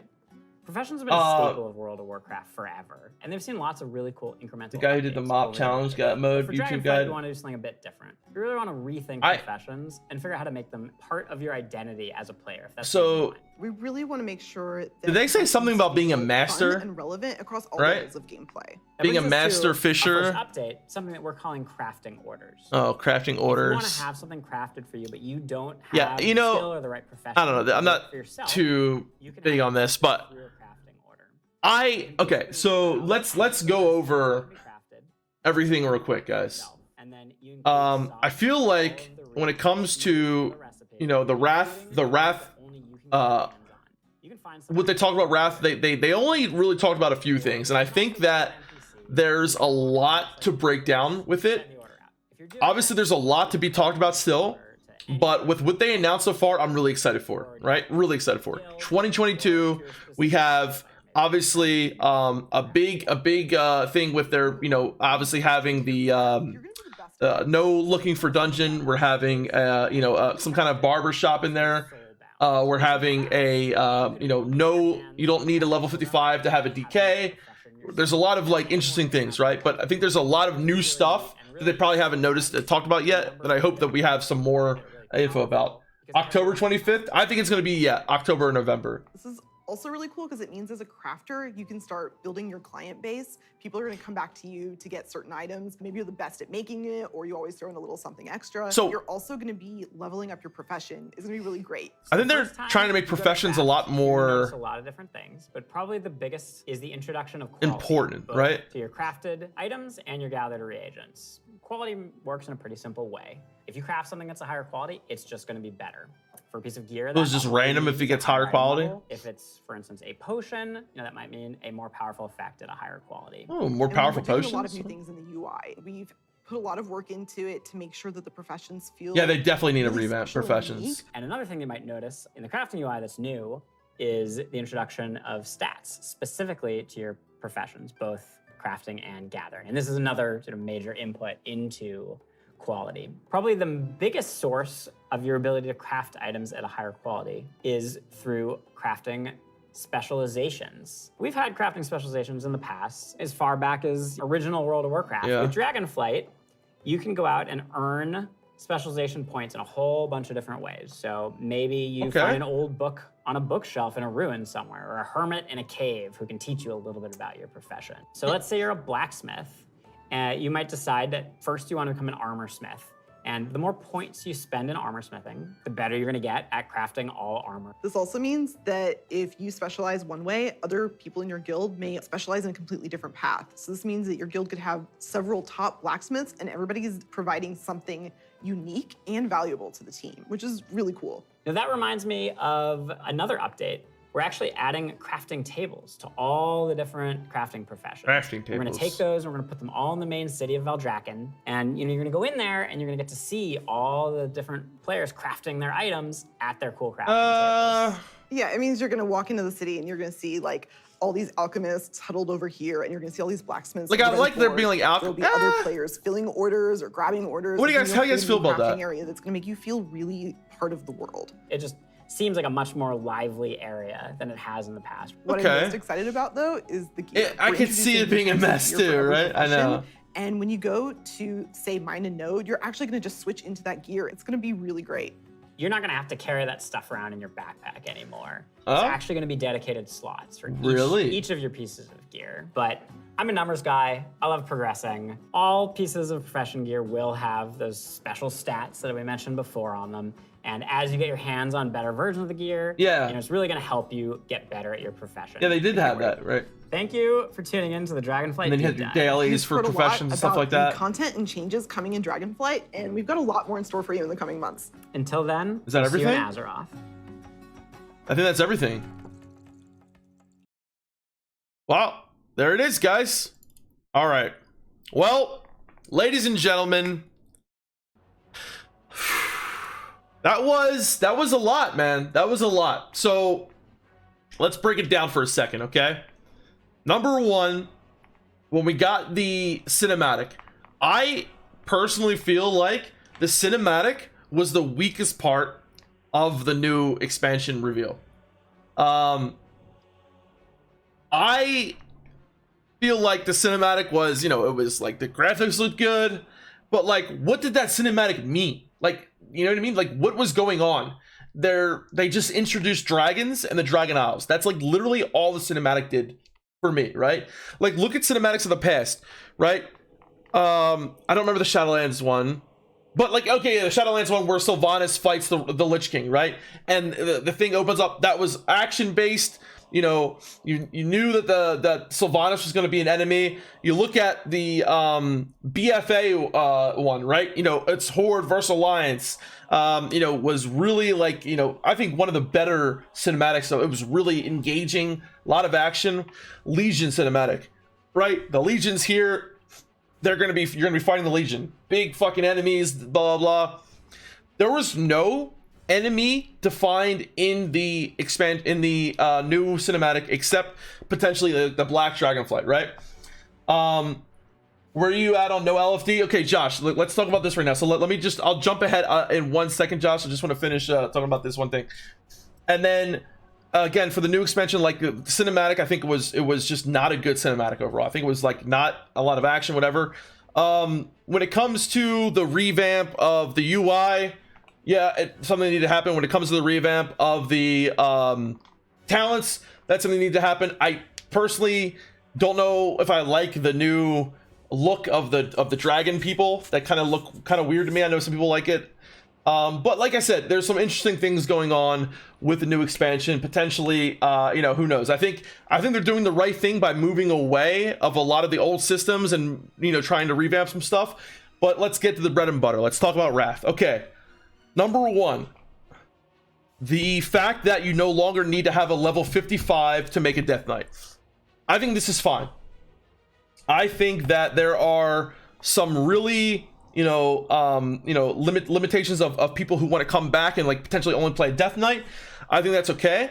So being able to start at level 55. However, I think that should be I don't think there should be a boost. Obviously, I'm very much against a boost, and the boost, it sounds like they said, was level 70, not 68. So back in the last TPC boost, there was a level 58 one. And I think that there's going to be some interesting things. Blazing Bob, thank you so much for the tier 1 sub, Blazing Bob. I love you, my brother. How you doing? Wrath was announced. That's right.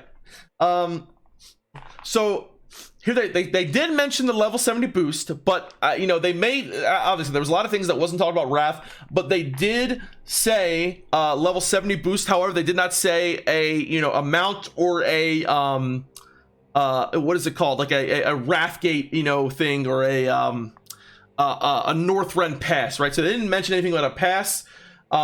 Boost is 1 per K. Yeah, they didn't mention that either. They did say that you cannot boost a DK though, so that's a good thing. I think boosting a DK would inherently, you know, just take away from what it means to be a DK, because you learn so much about the lore and the story in the starting areas of DK, and they already start at level 55, and let's be honest, they pretty much start at level 58 because those first 3 levels take like no time. It takes like 2 hours or whatever, right? All right, let's break down the big one. No LFD. I am very much on board about this, and I know a lot of people are not. Let me again tell you why. Number 1, in my opinion, LFD promotes a non-social, a single player style of gameplay that I do not like, okay? I feel like LFD, yes, it was something that was in Wrath. It was something that was, you know, very much, and a lot of people, you know, were against it in Wrath, would happen. So this is what happens, I think, in my opinion, when you have LFD. I believe that the level of toxicity that comes out of LFD is more than having a system that is not LFD. So here's what I mean by that. When you are grouped with people instantly that you did not talk to before, that you did not engage with at all, and are immediately brought to the dungeon without even engaging in them, you are more likely to treat those people like they're not people, right? Even more so than you would if someone that you know already talked to. So what I mean by that is, if someone goes AFK for an instant or makes a mistake, I feel like you're much more likely to automatically try and kick that person than you would be if you formed that group beforehand. Now, will it take more time? Yes. Will it take, you know, a little bit more of, you know, engagement? Yes. But I think, you know, going to the easiest thing is not always the best thing. I feel like when you go out and find a group, when you go out and, you know, find people, first of all, a lot of people have the potential to find other people to play with and to find guilds. So it promotes a social experience, right? Not saying you couldn't do this in LFD. You can always find people in LFD. That's true. However, I do feel like you are more likely to engage with people if you are joining a group. Now, there's something called the LFG bulletin board, which what I use. The LFG bulletin board, basically what it does is it takes the LFG, the LFG channel. So, you know, whether it's like channel 6, channel 5, whatever, it takes the looking for group channel and puts it into a bulletin board. This way you can whisper the person and say, I'm looking for your group, blah, blah, blah. And you're able to interact with that person and then meet them there. I think that add-on, you know, is a good way for people who want the LFD system to kind of like get close to it. But overall, the thing that I think is the best thing is the way that you have to now engage with people more. I feel like not having a system to where you can just go in there and hit a button makes you have to come out of your shell a little bit more and have to engage with people a little bit more. This is something that I think is a good thing. I feel like, you know, there's a lot of people out there who potentially play the game in a single player mode that maybe, you know, say you've been playing retail for a long time and you're used to this style of play. You're used to just hitting a button, going in there and not engaging with people and getting the dungeon done. And what it does is I think it makes people have this level of, you know, like expectations, right? They expect people to all, you know, not like pretty much not say a fucking word, to do what they do and then just go on and do it for the next thing. Some people like that. Some people like to go through the dungeon process as quick as possible and get through it. But again, I think you're much likely to experience toxicity in an LFD system, much more likely to experience it in an LFD system than you are in a just a channel where you have to invite people. Okay, again, let me give you a situation. You join a group, you know, says it's looking for a tank, right? Okay, so, you know, now some people are giving the argument that, hey, like, I'd much rather be able to click on that, you know, they're looking for a tank, I can click on that and I can get, you know, whatever bonus feature they give you if they're looking for a tank and healer. doesn't mean you still can't do that in another system. You know, many times people are looking for a tank, and the tank says, hey, is it okay if I need on all the blues? If I disenchant everything? Hey, that's fine. Okay, let the tank do that. He's coming in for us to help us, right? So you can still do that. Now, imagine where you join a group and everyone, they say, oh, hey, welcome, we got the group together, which happens in most of the times, people will talk. And someone says, hey, this is my first dungeon. I'm not really sure what to do. And, in my experience, that person is much more likely to get help and for people to engage with him, because first of all, they're already been engaging, they've already been talking. Then if he were to say that in the LFD system, if he said that in the LFD system, either he will be ignored, no one will say anything to him, or the more likely things, right? Or they will probably either be kicked. I'm not saying that people won't help them. I would be a person to probably still want to help them. You know what I mean? But I think it happens even less, right? So I feel like the LFD system does promote more toxicity. Again, another thing where, say someone says, hey, I have to dog out in 5 minutes. I'll be AFK for 5 minutes. If that person were to do it in a group where you already engaged that person, you talk to them, you might bullshit with them, say a few things, you're forced to engage with people when you're forced to invite them and go to the dungeon with them, and it's a good thing, right? Forced engagement in this way, I think, is a good thing. And you're much more likely to wait 5 minutes for that person than if the person says nothing and goes AFK and then comes back and they've been kicked from the dungeon, right? So overall, I think these are the reasons why I feel like they made this choice.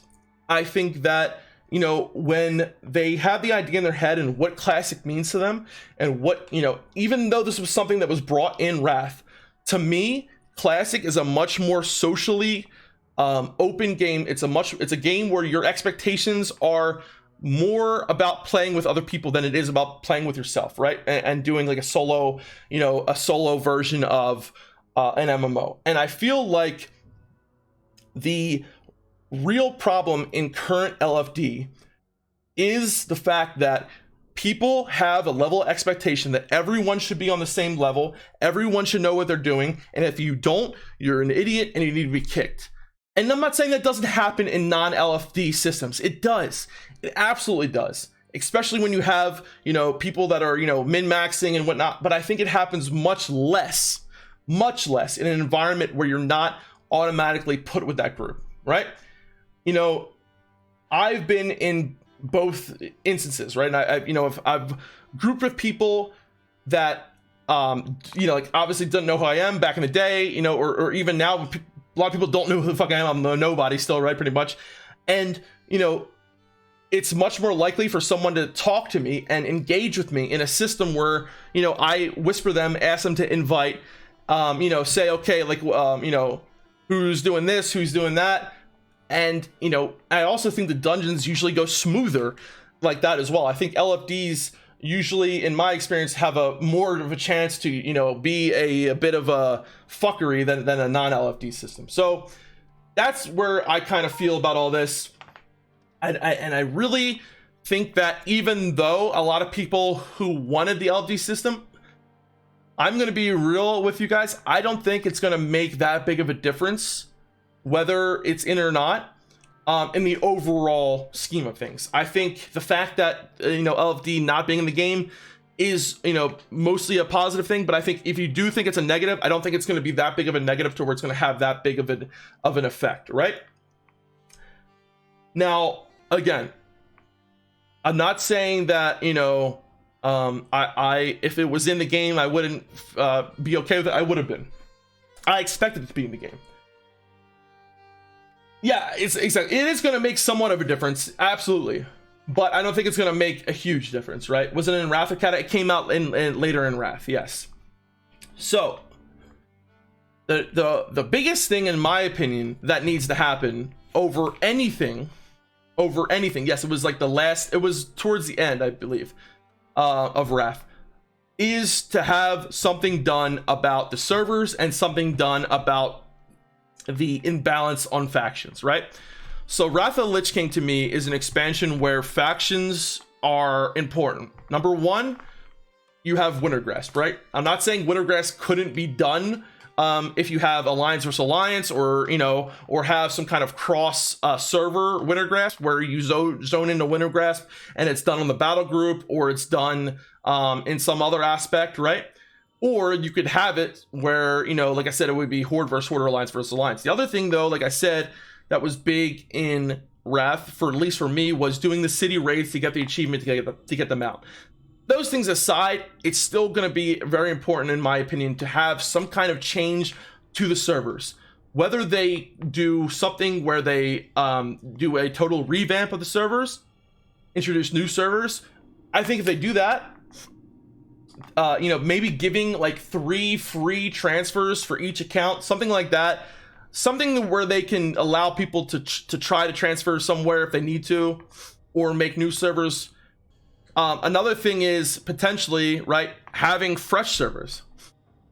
I think, yeah, so Wintergrass tenacity buff. So here's the thing, right? Blaze, well, let me go back to Wintergrass for a sec. Even if you are if you have much less people on Alliance and Horde, you get the buff, right? So that if there's less people on your faction, you get much more powerful. However, even if you have if you still have a huge imbalance, you have less people to cover the amount of area. You have less people to get into, certain places. So even though they tried to fix that with the imbalance, there's still a major issue on servers like mine, where it's 99% Horde, where I'm probably going to have 2 Alliance people fighting in Wintergrass, maybe 2 Alliance people, to where those 2 people are not even going to matter, because their effect on that such a big place is not going to really matter, right?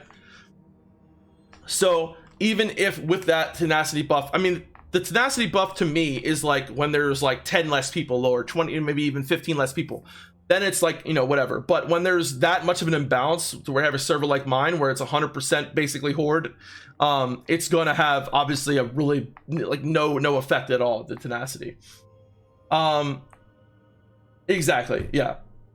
So one thing that I've heard people talk about and that I want to address is that potentially having a retail-like system for servers in Wrath. So what do I mean by that? Having sharding and having layering and all that kind of stuff. So basically, your your server pretty much no longer really means anything, except for like your guild. Your everyone in your guild have to be on the same server. And other than that, it would be, you would see people from, Faralina and Benediction and whatever, and then it would be sharded and layered so that like there weren't, too many people in one zone, right? Here's the thing about that. I argued a lot about having that social experience and having a lot of that, and that having that server feeling. This is something that I think would be going way too far to one end, but honestly, I still think it would be better than what we have right now. I'm not saying that we should do that, but if they did that, I still think it would be better than the experience we're currently having right now. So what I'm saying is, I think there's somewhere in the middle that we could probably meet and do something, right? I really hope that Blizzard takes this time to look at the issues of the servers and really address this, because I think it's one of the biggest issues. It's why we saw so many people leave during tier 5, right?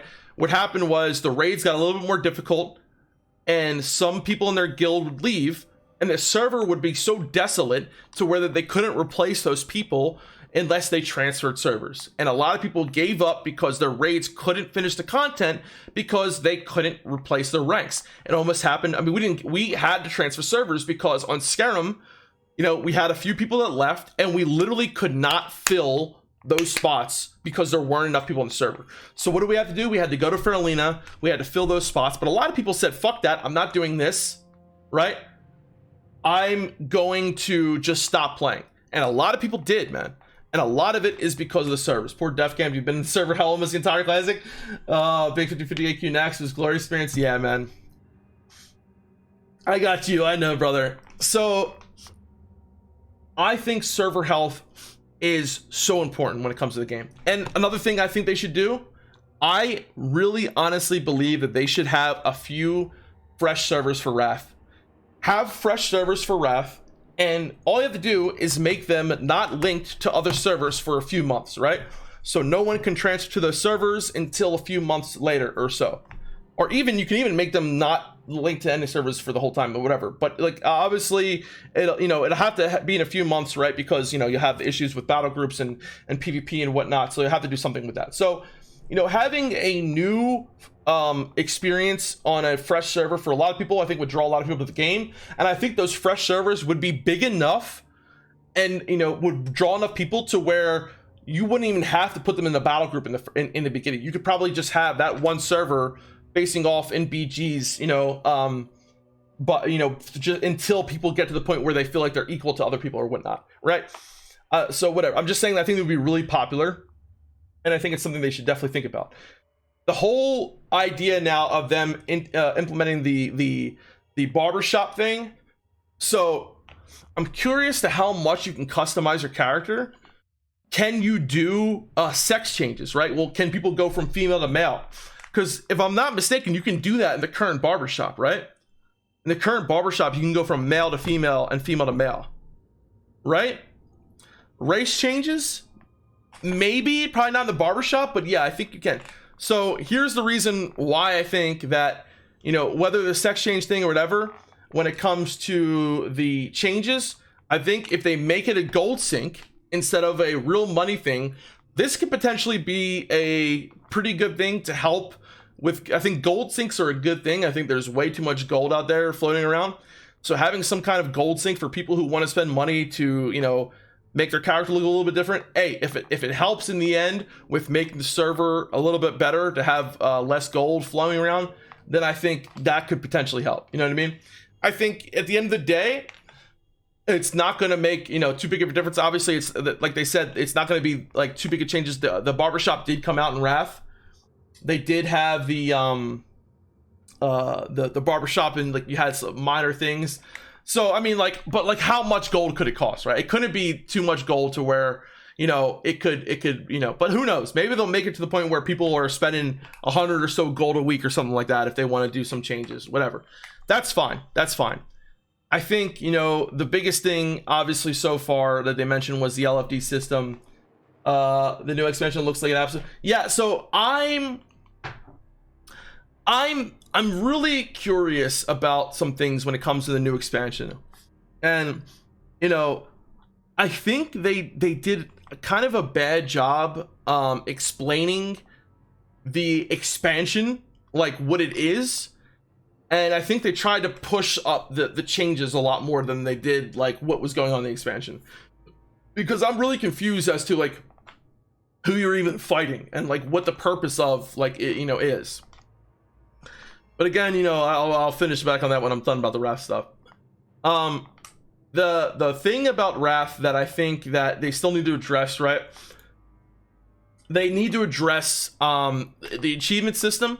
What are they going to do out of achievements? Are they going to have linked achievements so that if you get an achievement in Wrath, will that mean that you get the achievement in your current retail as well? I think that would draw a lot of people because who like to have certain achievements that maybe they didn't get in Wrath. But one of the biggest issues I think is like, what are we going to do with Nax and potentially having heroic systems at the start of the game? So I think what they could do is have heroic or some kind of form of heroic or hard mode in the start to make Nax a little bit more challenging, because everyone knows that Nax is in Wrath is not a difficult raid at all. So potentially having heroic mode available at the start. Again, like there's a lot of things that they would have to talk about, right? Still, they didn't mention anything about heirlooms. They didn't mention anything about dual. Obviously, they're gonna have dual spec, right? But there's a lot of things that they still haven't brought up. It should be account wide at this point. Yeah, the one thing that I think with achievements you have to be a little wary of is if you have achievements linked to retail, right? I think then it has to be separate from Wrath, right? So what I mean by that is if you have a retail achievement of say the Grand Crusader or the what is it, the Ulduar Raider and you get like the Black Proto Drake and you have that in retail, you shouldn't automatically get that in Wrath, right? You still have to work for it in Wrath, I believe. And if you have certain achievements in retail, they won't link back to Wrath. But I think if you have certain achievements in Wrath, while you get them, it can link to your current retail account. So basically what I'm saying is you shouldn't be awarded to get a mount or to get an achievement that you already have in retail if you haven't got it in current Wrath, right? I say it's obvious, but I mean, at the same time, I think a lot of people might complain and say, oh, well, I got this achievement back in the day, I want it on my account now, right? I could see, you know, a lot of people complaining about that and saying that, oh, I don't want to have to work for this achievement again when I already did it, right? So I don't know. That's why I think it's important to not do that, right? Because like, obviously, you know, so even if you said, oh, well, you could see the time difference on there or whatnot, you still shouldn't be given the award or the amount or whatever for something that you did. You know, you have that in retail. That's fine. You don't need to have it back in Wrath, right? Yeah, I mean, if they make everything account wide, you know, like that's fine, but you obviously have to have limitations to what you have in Wrath. What's up, CK? How you doing, man? But like overall, you know, they didn't give too much information. You know, obviously they announced it. 2022 is when we're going to be seeing. I think it's going to probably be, you know, late 2023, 2022. It's going to probably be like October, November, around there. But you know, overall, I think they're still looking to the community for a lot of things. I think they're still trying to make certain choices when it comes to, like we said about, you know, potential having heroic knacks or potentially having you know, changes when it comes to the servers and the factions and whatnot. Yeah, so but the biggest thing obviously that was announced today was the looking for dungeon system. I think, like Josh was saying, there's a lot of discourse about that right now.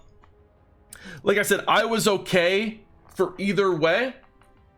But I actually am much more on the fence of them not having it right now, CK, because what I said earlier, I don't know if you were here for it, but I think the LFD system can potentially promote much more toxicity than not having it. I think having that instant expectation that everyone should know what they're doing, and you know, having that expectation of like, you can just click one button and basically go through the game without having any kind of social engagement. I don't think that's a good thing. I really don't. I think that there is a lot to be said about having to form a group, talk to people, potentially find a guild, potentially find friends.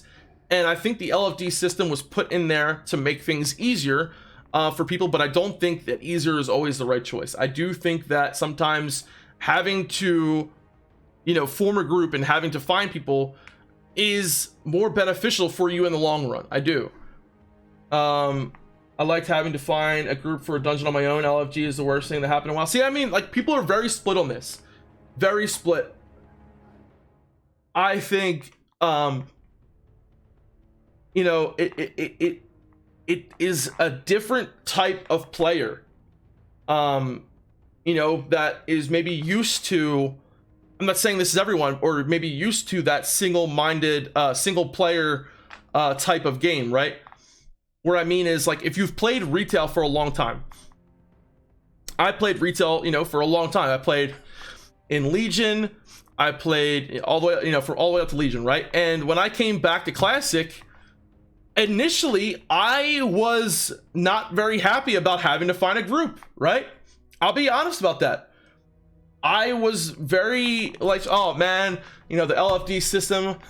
But over time, the more and more I started having to find my own group, and found that some of the best moments I had in the game was talking to people and interacting with them and laughing and having, like, I'll be honest guys, some of the most memorable moments I had playing Classic and playing TBC was in the process of finding a group. Some of the people that I play with now is because I had to find a group with them.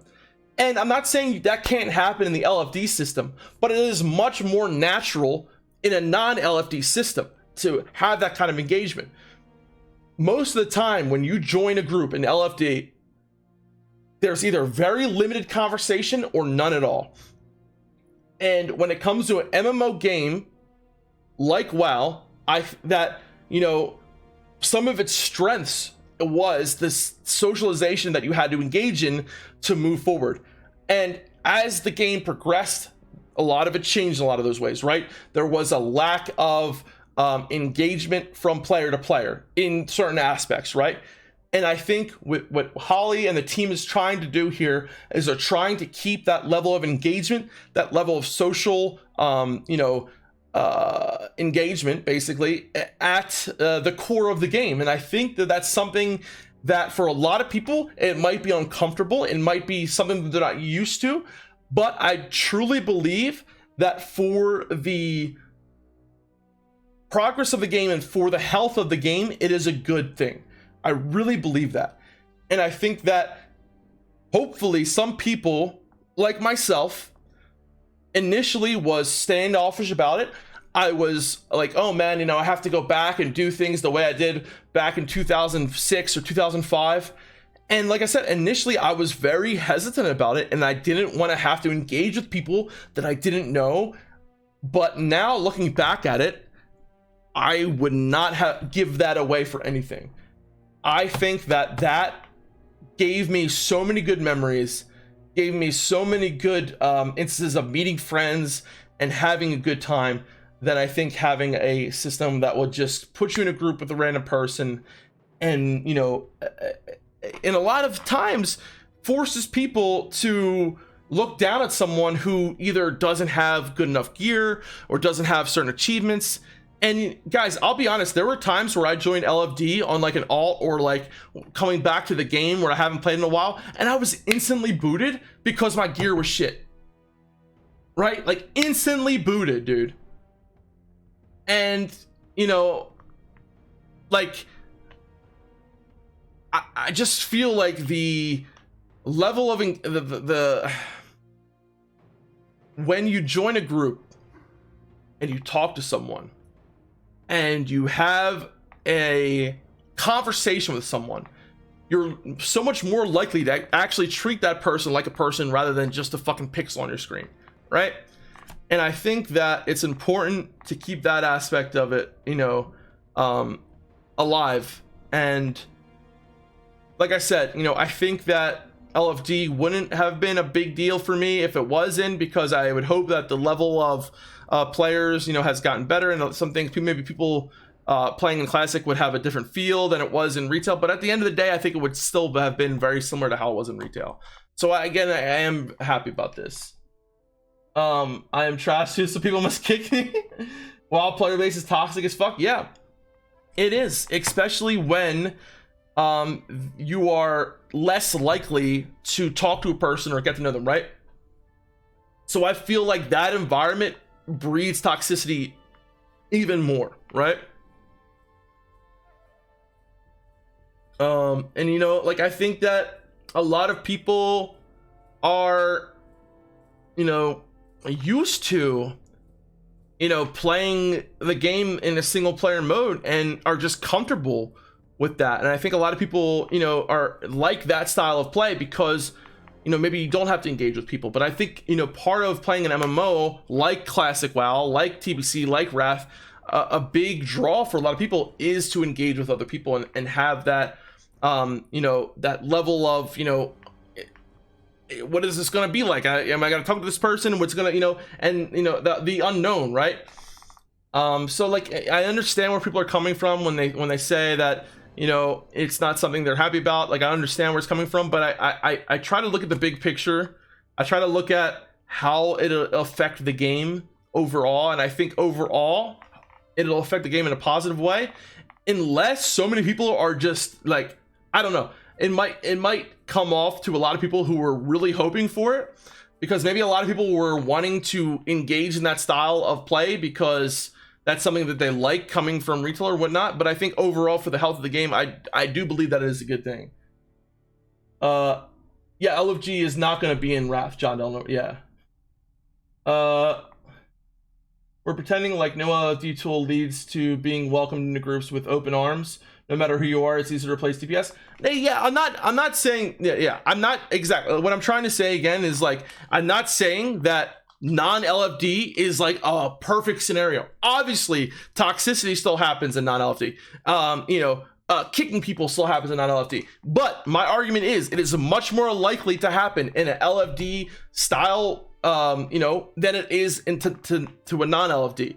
If you are just instantly brought into a group with 4 other random people that you have not talked to previously, you are much more likely to want to kick that person than you were to someone who you talked to before and joined the group with and had some kind of interaction with. That's the whole point, right?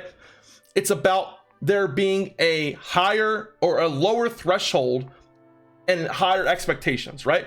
Your expectations are higher. You think everyone should be on the same level. Everyone should have the same, should be prepared to do this and that. And, if someone says something that is like not, to your liking, or it doesn't do something that's not to your liking, you are much more likely to kick that person instead of actually engaging with them and trying to have a conversation. That's the whole point I'm trying to say here. I think there is much more, so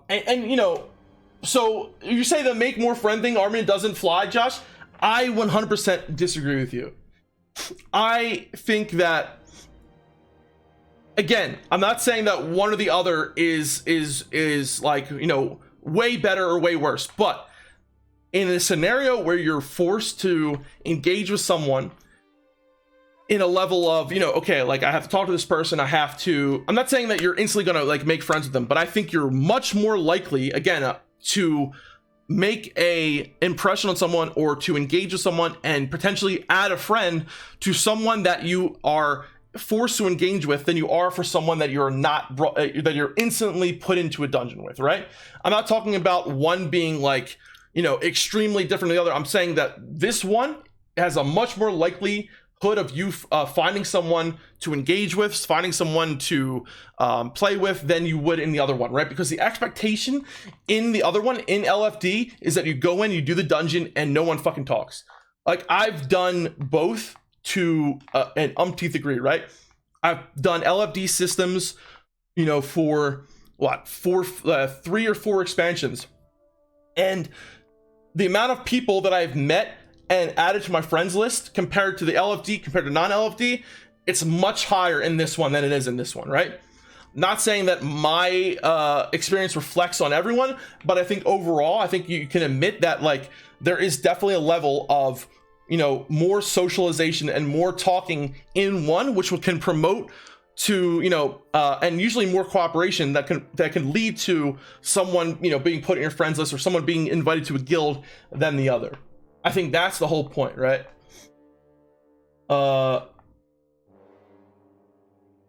Yeah. So like that's it, and I think that, a lot of guilds in retail make you fill out a form to join other guilds. Yeah, what do you mean by that?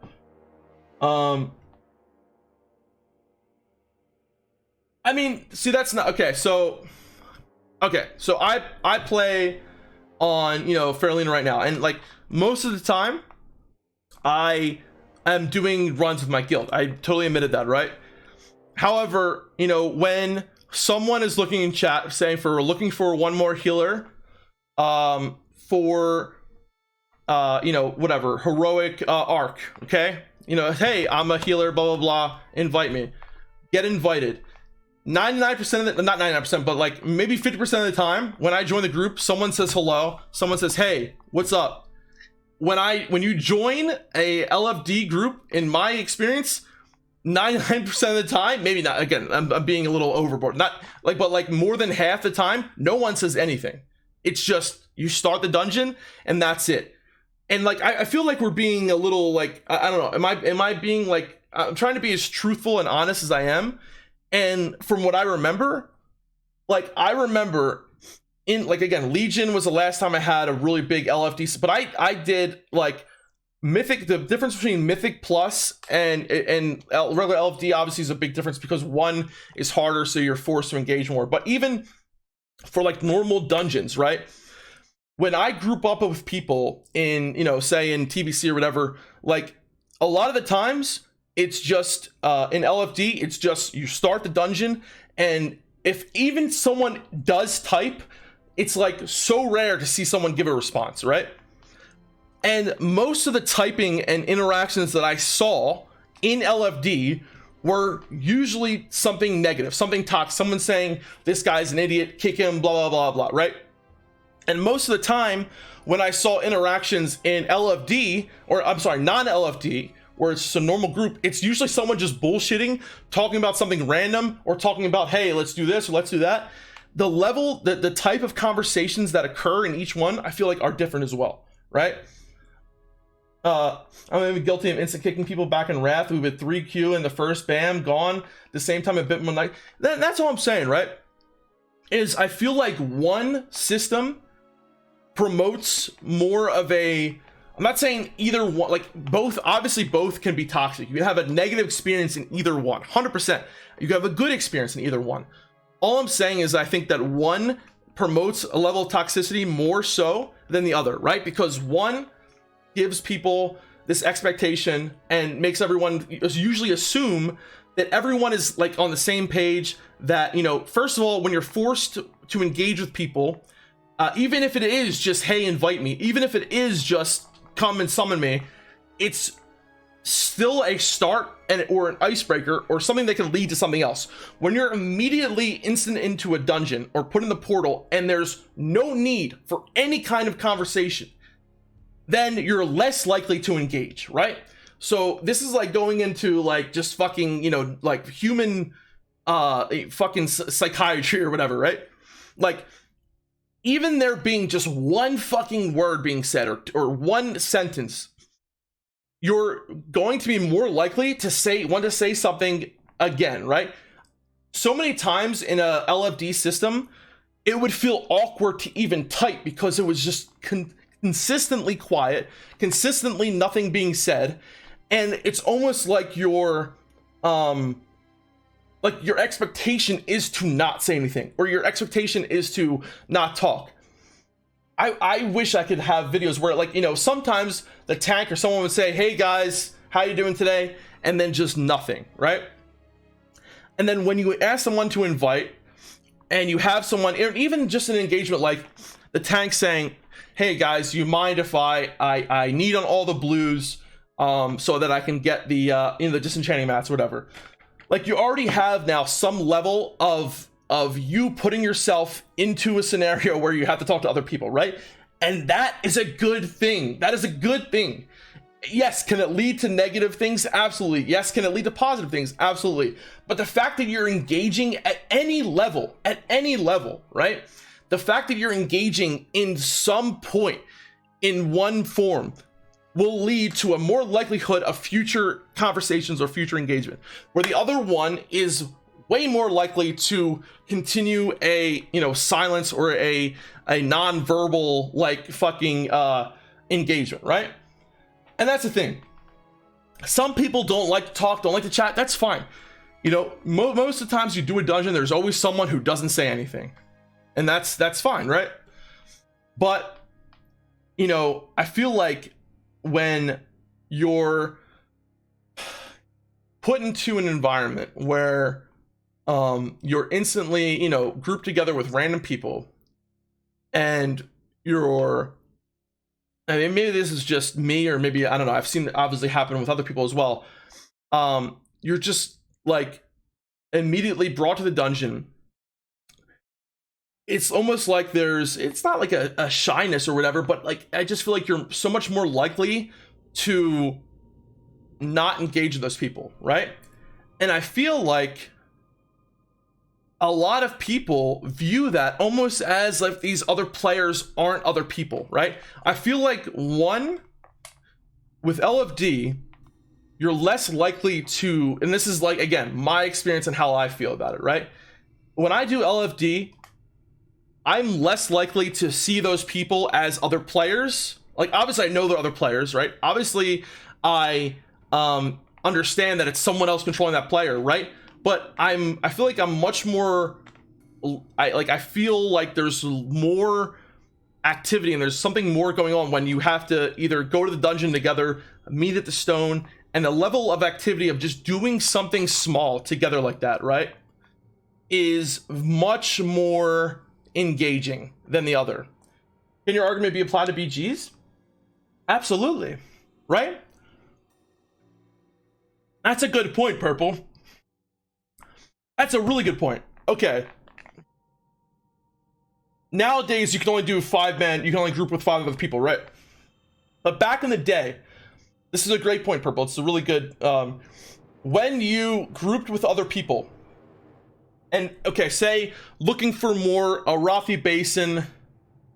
And I mean, yes, one is it's a little bit different because you're trying to win the BG, obviously, and you're highly likely to engage in chat.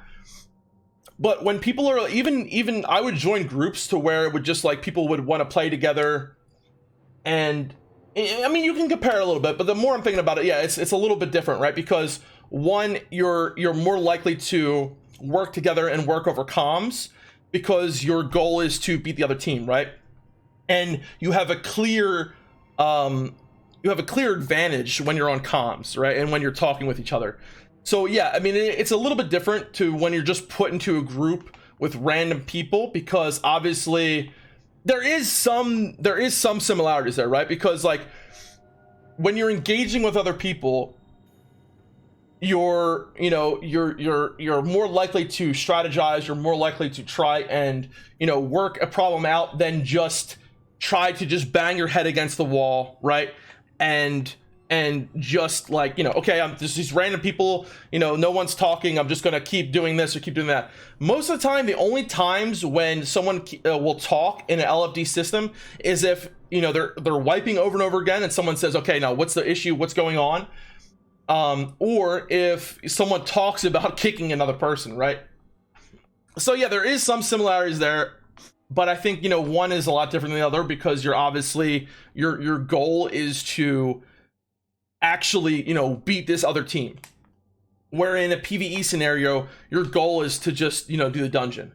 But Wrath dungeons are super easy. You cruise, I mean, okay, so the argument of that is like heroics at the start of Wrath are not super easy, right? They're a lot easier than TBC heroics, but still a lot of it doesn't just come out of the difficulty, right? Like in Wrath, doing heroics, the obviously the heroics are much easier than TBC heroics, right? But like what I mean is, if you're talking about just talking about the dungeon difficulty, like that's a factor, yes, but a lot of times it's not even just about talking about the encounters, it's about talking to other people, right? Or talking, most of the conversations that I have in groups of people aren't even about the dungeon, right? It's someone's talking about something random, or they're talking about a new patch or just something else, and people start talking, right? So yes, the dungeons are easier, but another thing is, right, if you have someone who isn't accustomed to the dungeon, so say someone comes in and they say, this is my first time running the dungeon, I feel like when you work with that person in a environment that is an LFD versus one that is a natural group, right? If you've already talked to that person, say, hey, how are you guys doing? You summon them, whatever. I feel like in my experience and what I've experienced, you're much more likely to want to help that person in a non-LFD system than in an LFD system, right? This part no one talks about, the major proponent of no LFD are people with very active and strong guilds who really need to look hard. Yeah, I and that's absolutely, but so this is where I think, Josh, your argument kind of, I understand that 100%, but I feel like that is also an argument to have no LFD, because let me explain this, right? So obviously it's a lot easier for me to find a dungeon than Joe Schmo, because I have a guild that I run with, and most of the time I'm able to at least have one other person with me in a dungeon that's from my guild. And I'm not saying you can't queue with someone in LFD, you can, right? Obviously you can queue with other people in LFD, but when I join a group either with one other person or some other people, right, it's a lot of the times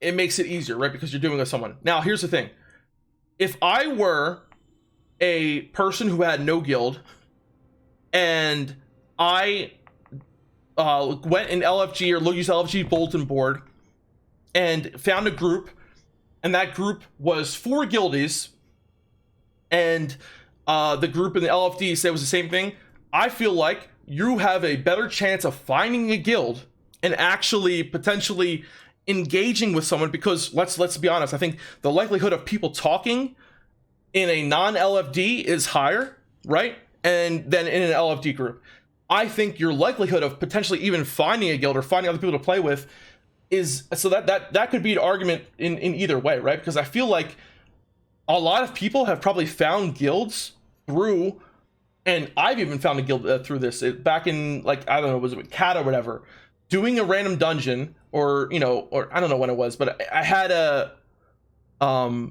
group of people that I did a dungeon with, maybe it was in one of the private servers or whatnot, that invited me to their guild, right? And I feel like, yeah, could that still happen in LFD if you join a group of, you know, 4 guildies, whatever? Yes, but I feel like in one instance you're more likely to people be talking and people be you know, more engaging than the other, right? Because one is a group of people, you know, getting the group together, and I think people don't talk. What is utopia you're living in where people in TBC are sharing stories? Okay, Josh. Okay, I mean, can I be 100% honest? I mean, like, are you playing the game right now? Because in my experience, right, even in like groups that I've done on leveling my hunter, I would say 1 out of 2 times I'm engaging with people in the chat, like in the dungeon. I'd say like every other time or so, I 100% am talking to people in dungeons. Like not even being like, I'm not even joking right now. Like, I'm 100% honest, dude. Maybe because I like to start conversations, maybe that's one thing. But like, I myself feel like I'm more likely, like, I would not want to start a conversation in an LFD group over a normal group, right? I have fun. Like, I mean, I think it depends on the person too, right? Like, maybe I'm the kind of person who likes to start conversations, but I feel like people are much more receptive to me in a non-LFD group than in an LFD group, right?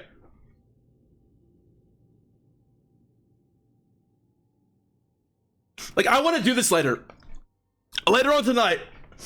I'm gonna do a random heroic on my hunter, okay? And I want to see, I will do this. I'm not gonna do it now because I'm actually gonna go out for a walk in a little bit. But I am 100% later tonight going to do a heroic on my alt, so no one knows who my name is, right? I mean, they know my name, but they won't know it's Defcamp. And we'll see if we have an engagement. And then I'll do a fucking LFD. I mean, maybe I won't play retail, but maybe I'll try it. And I'll do an LFD. And obviously, one example won't do it. But Josh, I don't know. Maybe it's your experience versus my experience. But I can honestly say, man, that I have had, like, probably, I would say 50% of the dungeons that I do on my hunter that I don't do with guildies, that I just look for in the LFG bulletin, I usually have a conversation with that people. I've even had people ask to be in my guild through that, right?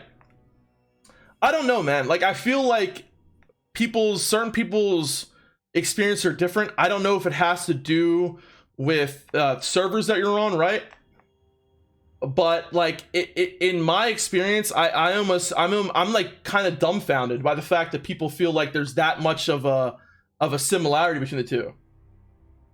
No, I'm talking about like people. Okay, like, what I mean by chatting usually is like I'll give an example. The other day, right? We were talking about like the first group we did. The first group I did play with, like, I don't know, it was like 2 weeks ago or so. We did, I think it was Sethic Hall or something like that. Someone was trying to get the mount, right? And this whole thing came with this person trying to get the mount, and the whole conversation was talking about like Asmongold and doing mount offs and shit like that. Like, it was about mounts mostly. It was about, like, you know, kind of like random stupid shit. But like, we had a conversation based upon this person like trying to get the mount, trying to do what we were trying to do, and, you know, like, it was, you know, based on what we were doing, right?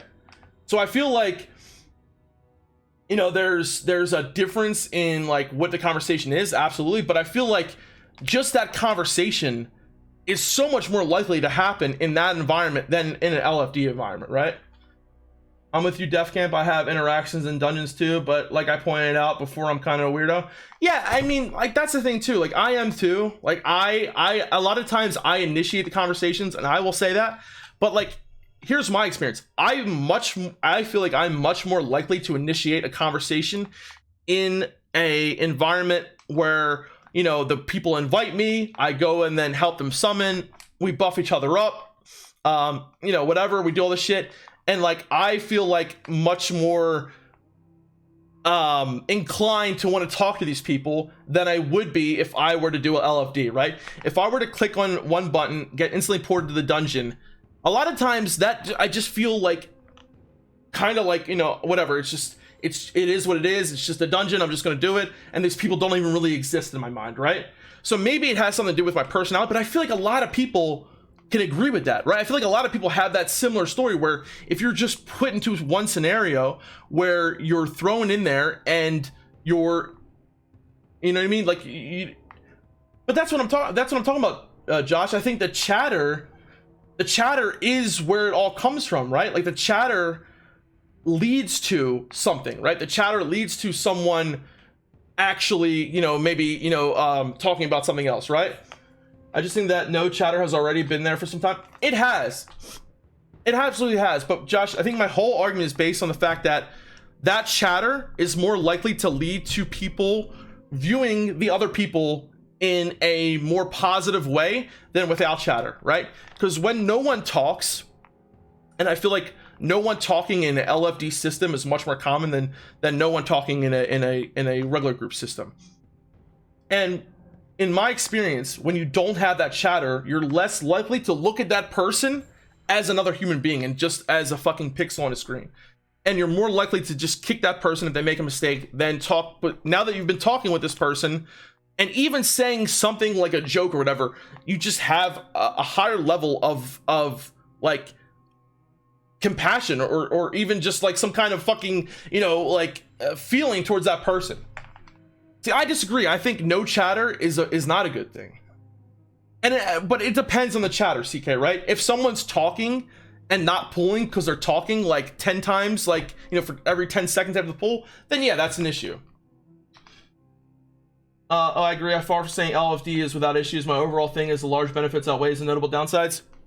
I think that's where we agree. Yeah, where we disagree. Yeah, I think I disagree. I think that the benefits of having LFD, in my opinion, are less time spent, you know, getting dungeons together, right? And other than that, like, I mean, like, what else? I'm trying to think. Like, what else? Less time spent. LFD is convenience for a small portion of the game. There is nothing wrong with the convenience.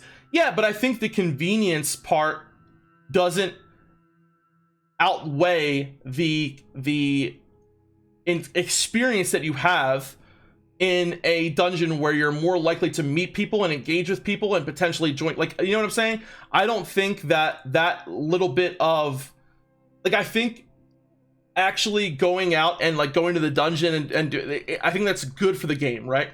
I don't think that small amount of getting the group together outweighs the experience that you get of forming a group, personally, right? And I think that's where we mostly differ.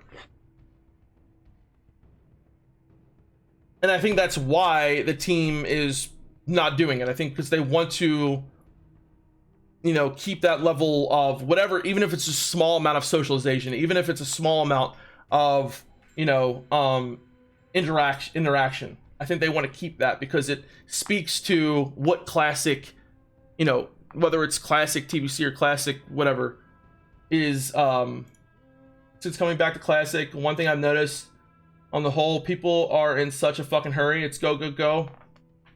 Yeah, I mean, I think that's definitely, I think that's definitely something that has happened over the progression of the game, right? And there's nothing stopping, nothing stopping from you engaging with people. Absolutely. LFD absolutely stops you from engaging with people, right? Because everyone's going to be doing LFD, which means that and I'm talking about engagement in this one scenario, right? You can't say that when LFD is in the game, that's not stopping your interactions with people. It absolutely is, right? Because if everyone's doing LFD, your likelihood of finding a group and interacting with people is going to be much lower, I feel like, you know? And yeah, not everyone is talkative. That's what I said earlier, right? There's going to be people who don't talk in the group. That's fine. There's always going to be that one person who doesn't want to talk, who doesn't want to say anything.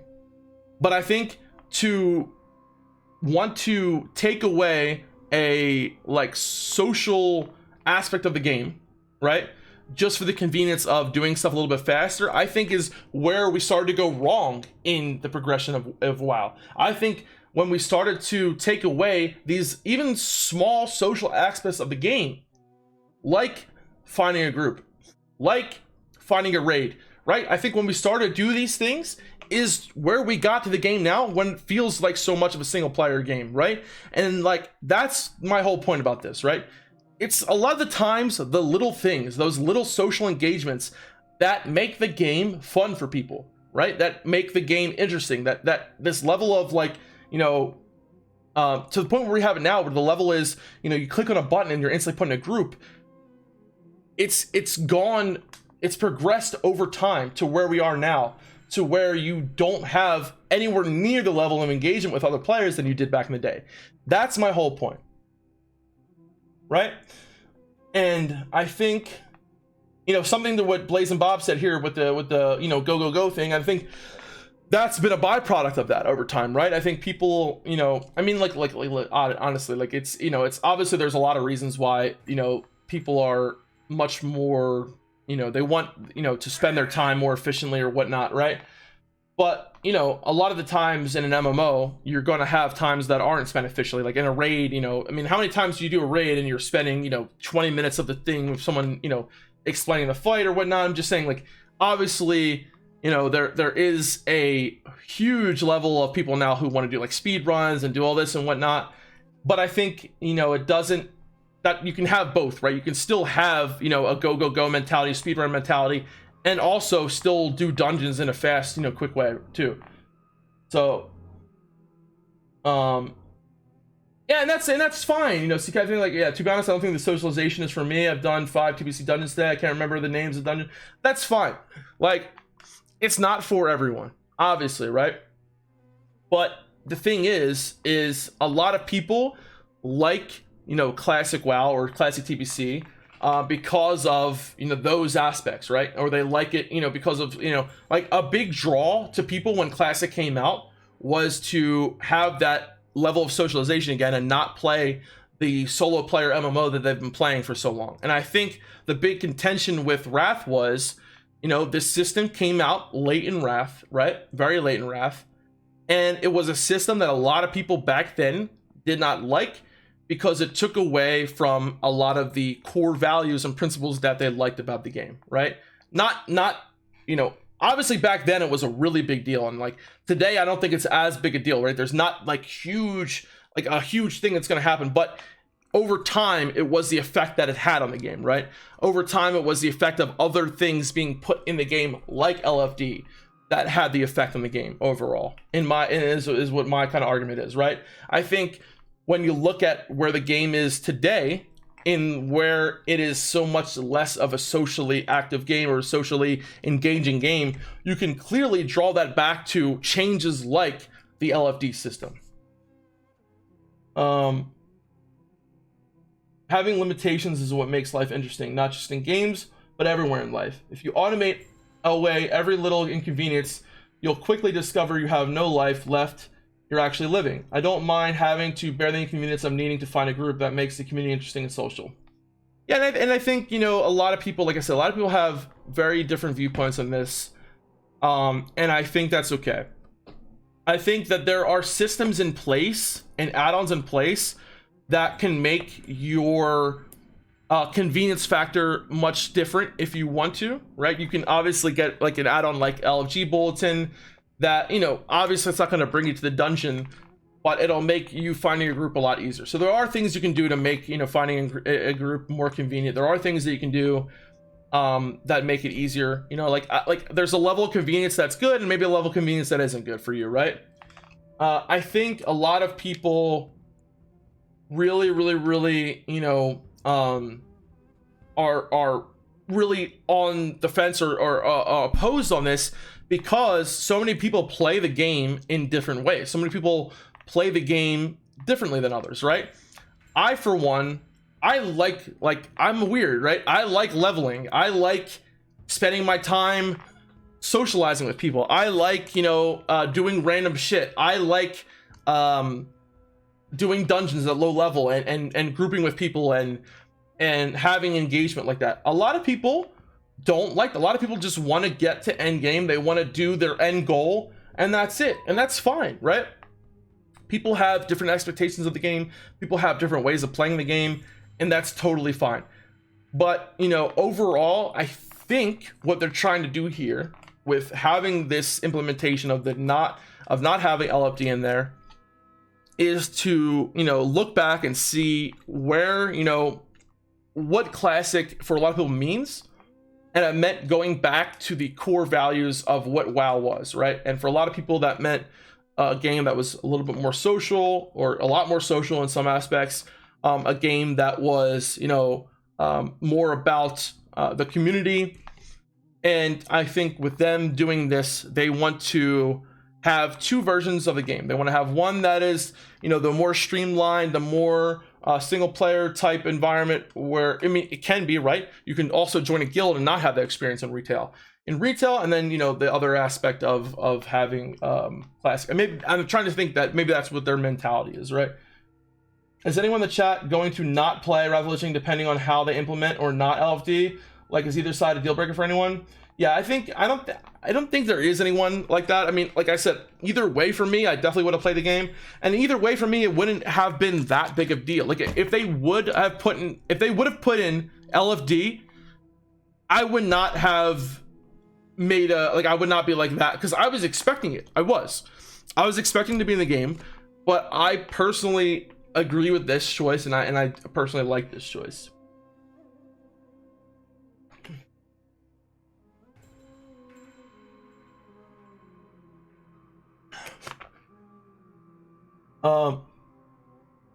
People looking at the social aspect as if it's all within WoW. It's not like it's in Discord and Reddit and Twitch. You can't make in-game decisions without looking at the large picture. I'm not sure what you mean by that. You can't make in-game decisions without looking at the large picture. People looking at the social aspect as if it's all within WoW. It's not. It's in Discord and Reddit and Twitch. I think it's everywhere, right? Is that what we're trying to say? I think it is, you know, it is everywhere. I don't understand what, like, I think there is a lot of socialization and talking within the game. Absolutely. I think they're, especially in, you know, classic, and I think for people it's a stepping stone into that next part, right? Because if you have socialization within the game, I mean, look at trade chat, look at all that shit, like, it goes on, right? It leads to people getting involved in Discords, into Twitch, into Reddits or whatnot, right? So I think it's a stepping stone into other ways of socializing. You understand what I'm saying, Dev? Like, it's not the end all be all. It's not the main way, but is it a stepping stone into other aspects of socialization? Absolutely. You know, like, people found our guild through us talking in chat and in Discords and in other ways, right? But for a lot of people, it's the engagement that happens in game first, right? So they have that engagement in game, and then that leads to the engagements otherwhere else, right? Defcamp, do you think the initial removal of Dungeon Finder implies Blizzard has figured out server imbalance? Personally, I doubt, but curious to take your take. Do you think the initial removal of Dungeon Finder implies Blizzard has figured out server imbalance? I don't think so. I think, you know, Dungeon Finder. Now, what I would be interested in is how they would have implemented Dungeon Finder if it would have been in. Would Dungeon Finder have been cross-server? Right? Because imagine queuing for a dungeon in a server where your alliance was, 1% or so. So I don't know what they're doing. I think obviously a lot about the server imbalance stuff is still yet to come. I don't think it has much to do with that. I think personally, like I said earlier, I think the fact of them not having looking for dungeon was more of a decision change in how they wanted the feel of the game to be, is where I'm thinking it went. But yeah, I think when it comes to, and I think this is an issue that we can all agree on, that there is a huge issue in terms of server health, right? And I think if they would have put in LFD, they would have had to either made it cross server or somehow fix the server. So yeah, I don't it could have some connection to it, but I don't know if it's that big of one. I have to go. Party on, need to get ready for work. All right, Party Animal, have a good one, my man. Honestly, Defcamp, when LFD was first mentioned and implemented, we thought it was the best thing since sliced bread. It wasn't until much better realized damage cost. Yeah, that's true as well. That is true as well. I think a lot of people can look back, and this is where I agree with you, Bob. I think a lot of people can look back and see where the issues started and where certain things had certain effects. And yeah, when LFD had first come out in original Wrath, I was like, oh, this is cool.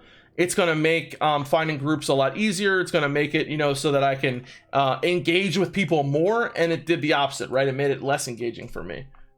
They remove all the problems. There goes the game. Yeah, 30k pop servers already makes finding groups pretty easy. Yeah, and for your faction though, right? So imagine being on the opposite faction though, right? LOG Bulletin is useful as a thing. It doesn't get you faster a group. What do you mean, CK? I do dungeons only useful as so LFG Bulletin isn't as useful as you think. It doesn't get you a faster group. I would disagree. I think it does. I think if you're able to find a group quicker because you can easily scroll through and look for your group, how does that not make it all right, let me do an example real quick. You know what I mean? I don't understand how it wouldn't. So say I'm like, shit, okay, I want to try to find a group for heroic, I don't know. Let's just log on my hunter real quick. So say, all right, I gotta try to find a DPS spot for I want to do one out of 3 different heroics, right, or something like that for certain pieces of gear. Instead of typing in okay, 1 DPS looking for this, or actually looking through the chat, all you have to do is go into LFG Bulletin, right? I have to wait for it to go up because obviously it hasn't loaded in at all yet. So okay, so say I wanted to do I wanted to either do Black Morass, or I wanted to do say I wanted to do a ZA run, right? Okay, look, oh, here's a Zolomon, here's 3 different groups looking for more ZA, right? Looking for more ZA. I think it's much easier to, find a group than just looking through the chat, trade chat, right? Or putting yourself 1 DPS looking for this. It makes it easier to, find what you're looking for, right? So in that way, of course it's gonna make it easier. You know what I mean? LFD allows for low-level dungeons to be viable again. That's not negotiable. How so? I mean, okay, so people in the same way, people can post right now, doing a low-level dungeon in the same way that it's going to take you, 30 minutes or so to find a group as a DPS in a low-level dungeon. People post it, right? The same way as you would here. And I mean, most of the time, right? I mean, like, that's not going to change. It's not going to change with how many people are getting boosted. Like, Coilfang Reservoir, like normal, like Coilfang, you know, someone doing it there. And yeah, like, it's fucking hard to find groups for low level dungeons. Absolutely. But it's still hard to find groups even with a dungeon finder system when people aren't doing them. But that is one aspect that I think it probably would make it easier for low level dungeons. I mean, if you are, like, I remember when LFD came out and queuing up for a dungeon at low level and being in queue in the dungeon finder for an hour and a half, right? Where the same thing, you could just, with the LFG bulletin board, right? Type in, you know, like go into, what is it? Looking for group, channel, whatever group, what is it? 5 or world, whatever, it'll put it in there. If you say LFG, you know, 1 DPS looking for SM, that'll be on there, right? And it'll refresh. You know what I mean? So it's like, yeah, is it a little bit harder this way? It is, but I think it's still possible to do. It might be easier with LFD, but I think that one thing of having it being easier to do low level dungeons, I think doesn't make it better overall, right? So like making lower level dungeons easier to find, or easier, you know, you can queue up for, do quests, and then potentially, you know, get invited to a group. I think just that one aspect of the game being easier for people to do that doesn't overall make it a better fit for everyone, right? For people at end game, or for people that are, you know, doing you know, heroics or whatnot, right? So I think, yeah, in that one instance, it's probably going to be easier for people to just queue up and do a low level dungeon, but I still don't think overall it's a better thing for the I hate when this does this, for the whole player base, you know what I mean? I'd love to see it be implemented for pre-Northrend dungeons. Just leveled on all, and maybe it didn't. Yeah, so like, yeah, the whole argument for it being for like low levels, you know, I think that, you know, it's something that is, it's a fair judgment, right? I think, you know, like, it's not hard to find groups right now at my level, right? But it is pretty hard to find groups at lower level. And it's still hard to find groups at lower level, even with so like here you see, like, you know, a lot of times in trade, but it's all boosts, right? It's all boosts, and obviously boosts will still exist with LFD or not, right? People are still gonna boost. But, you know, I think that one aspect of it being for low level people is a really small point, like, to the entire LFD system, right? Because, like, how many people in this bulletin board, right, are looking for lower level dungeons? Not many. We'll promote people to try to do more low level dungeons, maybe, but at the end of the day, I mean, so many people nowadays just want to fucking boost their character, you know what I mean? I mean, yeah, like, I'm with you there. It is very hard to try to find groups for low level dungeons, but I think the main problem with that is so many people now end up just boosting, you know what I mean? BGs are cross server? Yes, yeah. What do you think about Q4 release? Probably December. I'm thinking like either November, December. Yeah, probably. Now, if you said that they would have an LFD system like for only lower level characters, I don't know. Like yeah, would that be?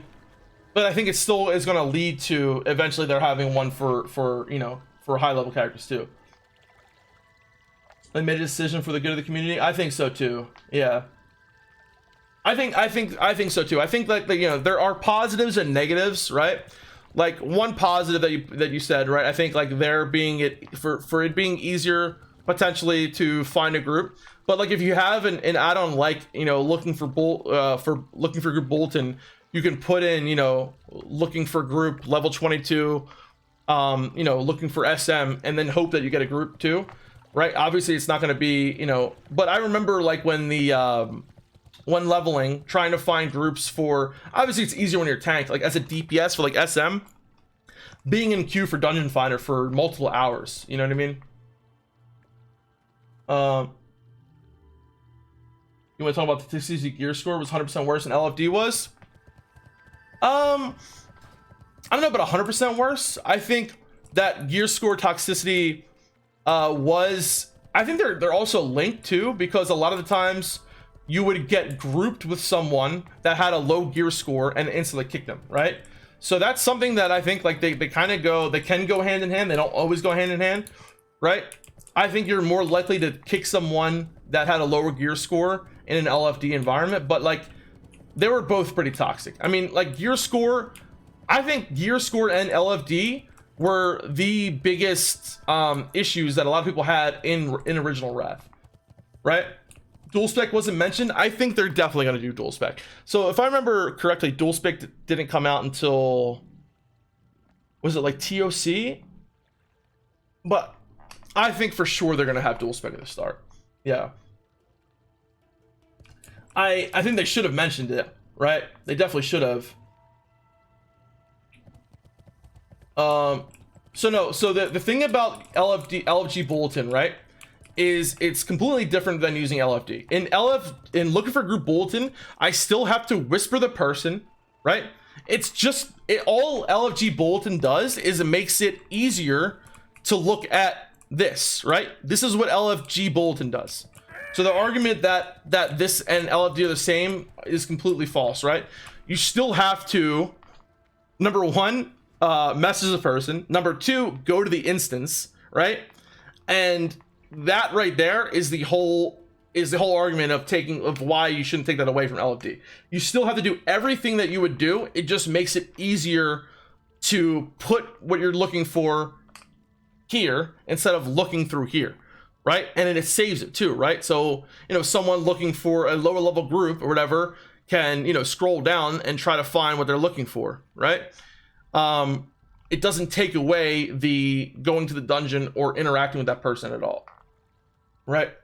It's very different, yeah. So there's also a difference. You have to keep reposting it. Well, I mean, that's the thing, right? Like, yes, you do, and that's part of, you know, the engagement. Like, I know for some people, like, you know, posting a lot, yeah, can it get annoying? It absolutely can, absolutely. But just because something's easier doesn't always make it better, right? Again, it's all about the convenience factor, right? Convenience. Making things more convenient, like we thought back in the day. I thought making it more convenient and easier to find a group, like this was the original argument that people had back in the day, right? It was that it was going to be more convenient to do these things. But over time, right? Over time, when people look at why the game became such a less social game and more like a single player game, was because more convenient things like this. Conveniency is sometimes good. It's not always good though, right? It's not always good. Conveniency can also lead to aspects of the game being taken away.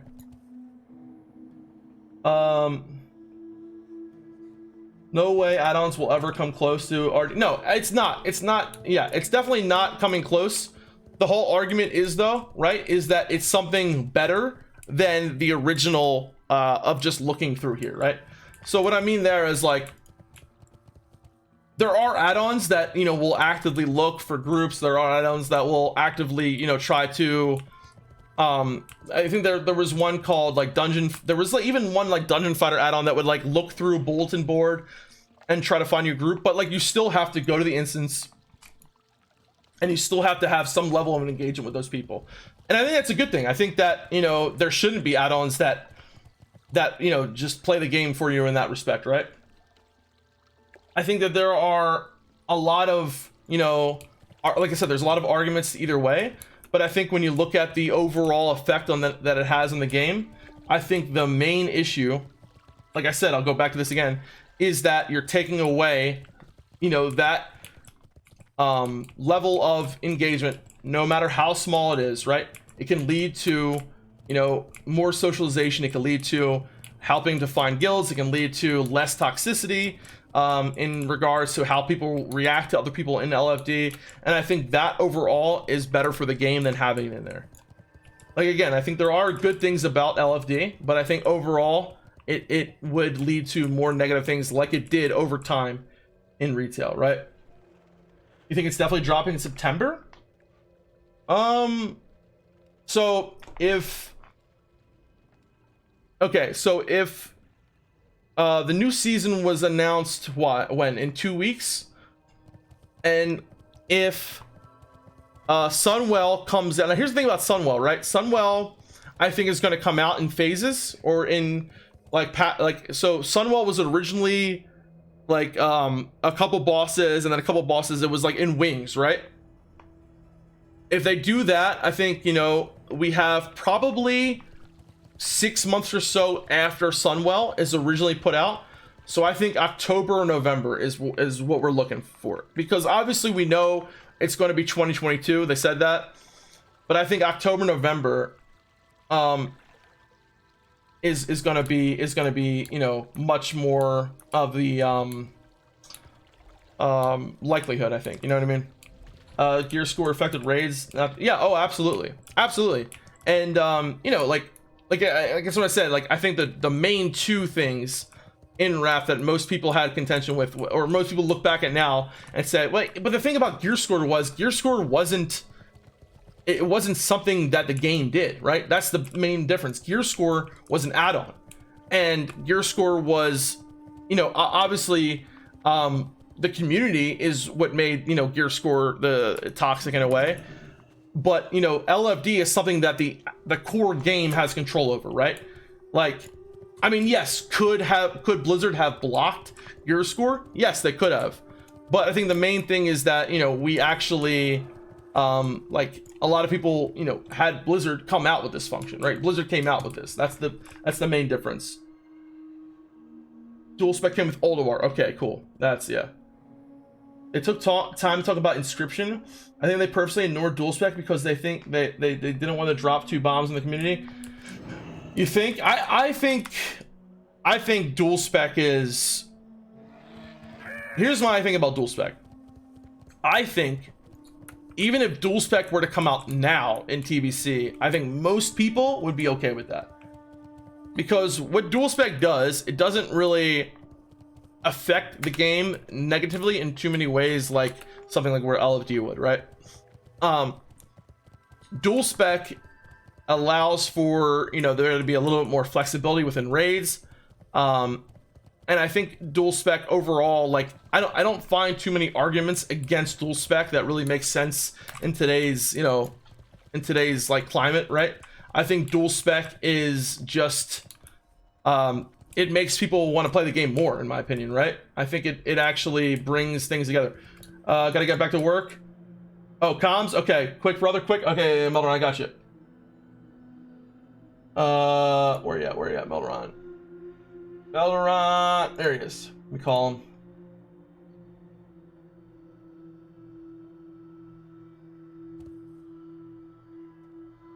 You're muted, Melderon. You're muted, Melderon.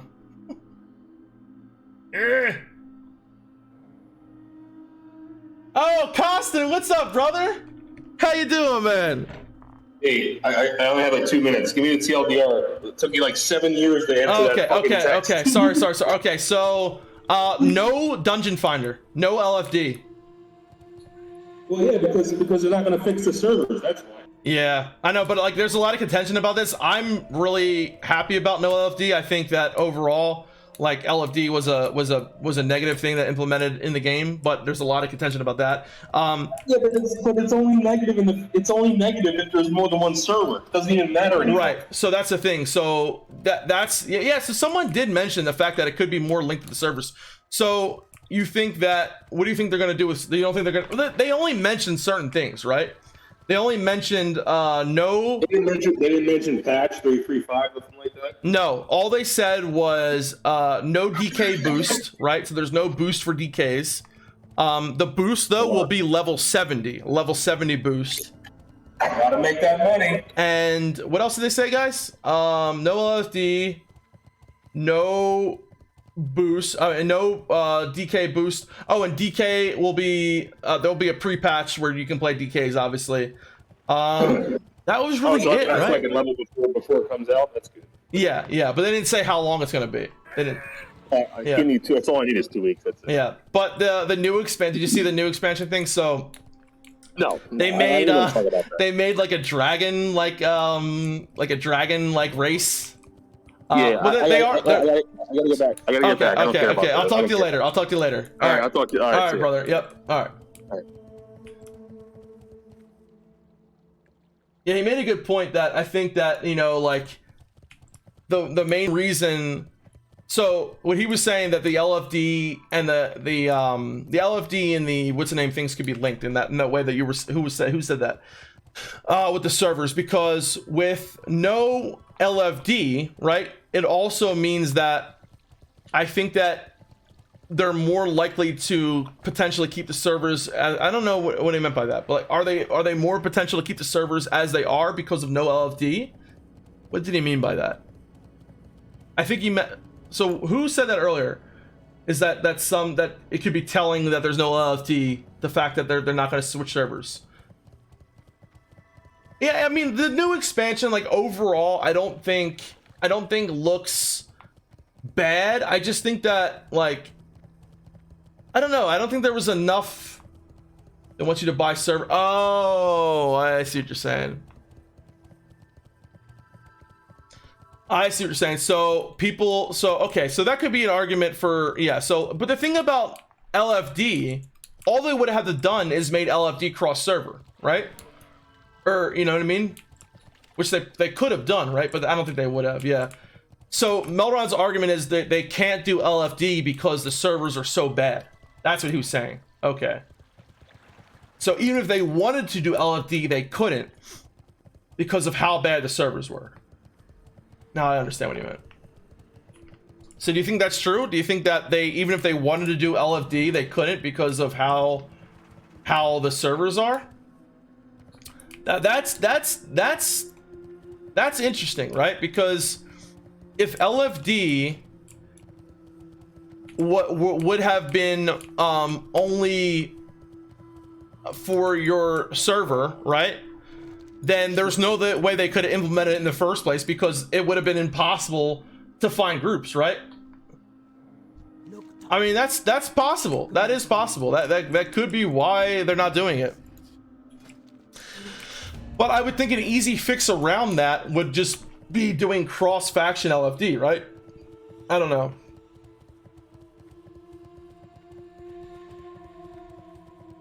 Without the LFD, gear score checking would be. I think gear score checking would be more toxic with LFD, endless. Personally, I think LFD would make gear score checking even, because like you'd be more likely to want to check someone's gear score because you couldn't beforehand. If there was no LFD, then you have to whisper someone, and that person may ask you what your gear score is, and they may not invite you, right? Now, if you automatically get invited to a group, and then they inspect you and your gear score is low, I think they have a higher chance of kicking you from that group. So I think it works the opposite way. You know what I mean? I mean, it definitely works in both instances, but I think it would work higher in one way or the other. So I think something that, like, for me is really, really telling is, like, you know, if I was Blizzard, says when it was now, you'll be asked to meet in Dow. Yeah, I mean, the thing is though, is like, there's gear score add-ons now, right, for TBC, and like, I don't know, like I get invited to heroics and no one really cares about my gear level, right? Like I don't think it's that. I don't think it's the same. I don't think it's at the same level as it was back then. Maybe, I don't know. Like, why would gear score be worse now, or worse in Wrath than it is now? This is already out in TBC, right? Yeah, no one cares in dungeons. I mean, no one really cares in pugs either, to be honest. Like, how's it different though? It's not that different. Like, it's not. How's it different in Wrath? It's really not that different, right? Because people, there's people in blues, you know, then, I mean, yeah, like, I don't think it's that different though. I don't think it's that different to the point where, like, Wrath gearing is gonna be, there's gonna be a huge influx of people caring about gear score more than they are now, right? Oh yeah, player repality, you'll see scrutiny. Yeah, I mean, probably. Oh yeah. Oh no, absolutely. I completely agree. I think the gaming community has changed a lot. Definitely. That's 100%. I'm not gonna argue with that. Definitely not. So yeah. So LFD has never crossed realm. Yeah, it's not. I mean, there's not gonna be LFD. So in Wrath at least. Do you think comparable to people checking logs now? Yeah, that's the thing, right? I feel like people now are like, the main thing they'll do is check your logs over gear score, right? Like, oh fuck, how do I have like no food left? I feel like you're more likely to get your fucking logs checked than anything if you're doing a pug or something, right? I just don't. I don't think gear score is going to be any worse now, any worse than it is now. Like, and there's no trinket that's better for most. I mean, yeah. So that would potentially be worse. So you're making an argument that it would be worse for gear score now than in Wrath, right? Yeah, DST, man. Yeah, like there. I feel like there's like more items in TBC that people expect you to have that are harder to get than in Wrath. You know what I mean? So endless. I think. Yeah, the curious thing about like people being able to get the thing rewards. I think a system like we have now, where like tanks and healers, especially if they're having trouble looking for a tank, tanks are more likely to ask for you know, blues or even gold sometimes, right? Like they'll be like, you know, tank for hire, or so I mean, that's the way around it. I think it's just socially acceptable for tanks to ask for either gold or blues, right? I think that's the main. I think that's good too, right? Because like I said, it creates more social. Let's pop our. Oh shit! Kill this paladin. Oh shit!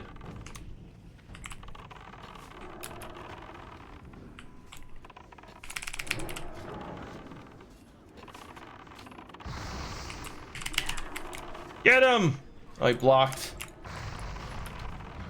Oh no! Trap, trap, trap! Oh, this guy has like no resilience, guys. With dual spec, I wonder what excuse people will have for never tanking, healing. Yeah, I'm gonna be tanking every fucking dungeon, dude. I can't wait. Yeah, like I don't know, man. Like I have a lot more fun in a dungeon. Personally, like when I know like I'm getting the group together myself, or I don't know, like I just feel like personally I'm more likely to talk, I'm more likely to be more interactive with people. Okay, are we getting fucking crushed here? Or no, they're just coming to farm. Okay.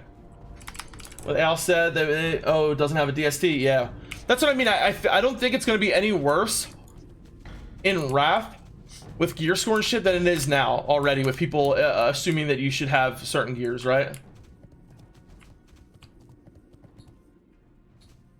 When I build a group and a tank asks for gold or blues, I keep saying, really? I am always fine if a tank wants to take the now gold. Yeah, gold. I wouldn't give a tank gold, but I'm 100% okay with giving a tank the blues, especially if we're having trouble looking for a tank, right? Like, especially when we're having trouble looking for a tank.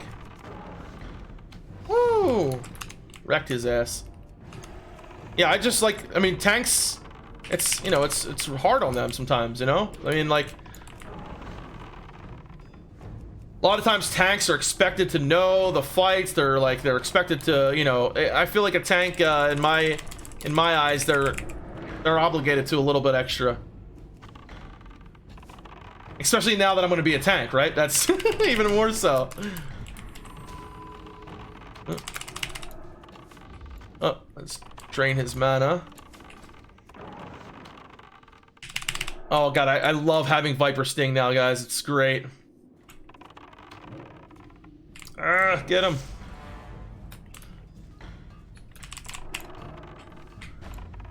Where the hell did he go? Stun him. There we go. All right. Hell yeah.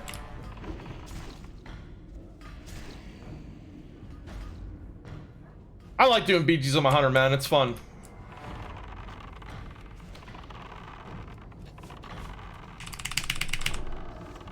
Kill him. There we go. God, I'm out of mana. Just kill me, bro. All right. Yeah, so I don't think it's gonna be any worse. Like I think Megman, I think you're thinking too much about like how Wrath was back in the day, because like the reason why I feel like gear score was so bad back then is because it was new back then, right? I mean, I'm not saying it's not gonna exist. I just think it's gonna be worse then than it was now. Like you know what I mean. Loving a hunter for me was worthy just because I can Viper Sting, dude. I know. Like, you know how many times I got fucking Viper Stung and just, oh my god, with rage, bro. And now I can do it. I love it. All right, we got LM. Oh. Aim shot. Oh, I was hoping for a crit. Where the hell's my pet? Oh, he's not out. That's why.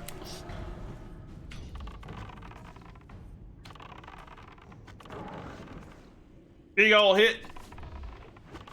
All right. I need to get some more PvP on this guy. Just as bad as the Wrath is in retail and now is in TPC. Yeah, that's what I'm saying. Like, I don't think it's gonna be any worse. You know what I mean? Oh fuck. That's a lot of damage. I'm dead. I'm dead. Think I'm dead. No, fuck. I'm not dead. Yeah, I don't think it's gonna be any worse. That's what I mean. You know what I mean? Like, it's not gonna be any worse than it already is.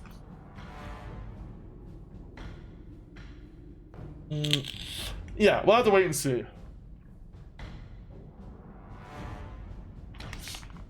I think the combination of gear score and LFD back in Wrath, like when LFD came out, people would randomly get put in a group and they would see your gear score and they would just kick you, right? I think that's why it was so noticeable back then, because like LFD was new, gear score was new, people would get sent into a group, they would have low gear score, they would get kicked, right? And like it was all kind of new back then.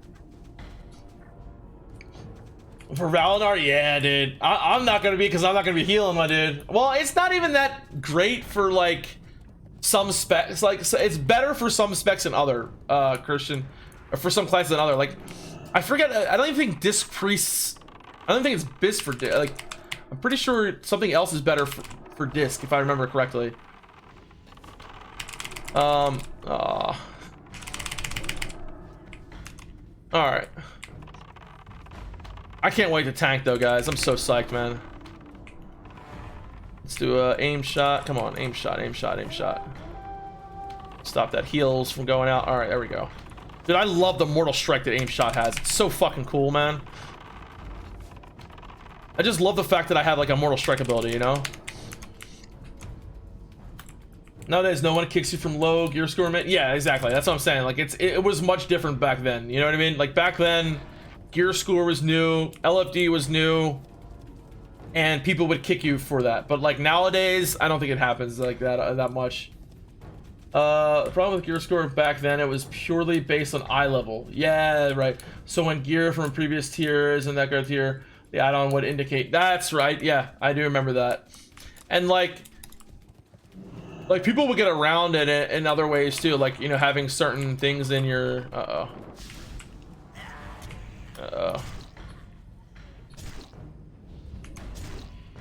what's going on here?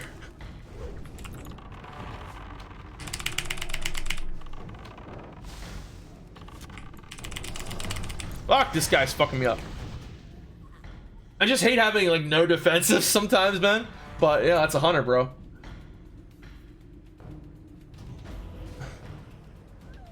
Like, I don't even have the gear score add-on. Like, I'm just like, it doesn't matter to me. Like, I care much more about people's experience than people's gear and people's skill. Like, I refuse to download fucking gear score, bro. Survival hunter? Yeah, it is.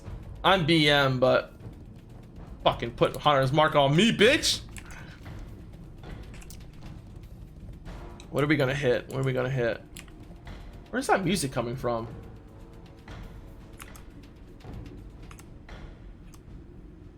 Oh, it was that? Okay. All right, let's go back here. Let's go back to farm. Oh, Rifle Lich and Survival. Yeah, dude. Is that when you get fuck? Is that when they get explosive shot? Right? All right, here we go. Here we go.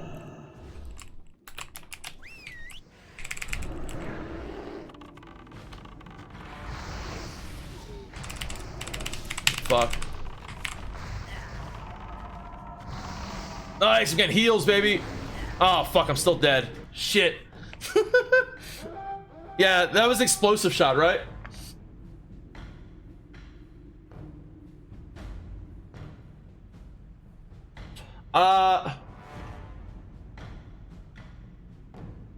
Dude, Troll's so badass. I know, I love it, Troll. I love it. I wouldn't agree with that, personally, although no, I don't want to see Transmog and Wrath. You know, to me, Transmog gave Blizzard an excuse to stop making gear sets look cool. You know what I mean? I don't know. That's how I feel about, like, I feel like Transmog, because everyone nowadays is like, Transmog is their shit, and like, it just, I like being able to, like, you know, like, yeah, I don't think Transmog was like like a bad idea, but I think the effect of what Transmog had on Blizzard was like they felt like less implied to like really work hard on like their current like fuck this guy. Come on, am I still gonna stun here? Like, what the fuck? Final question: how to convince thrifty boys to stop listening after Alex Straza? I don't know, man. I don't know, brother. Thrifty boys? What is thrifty boys?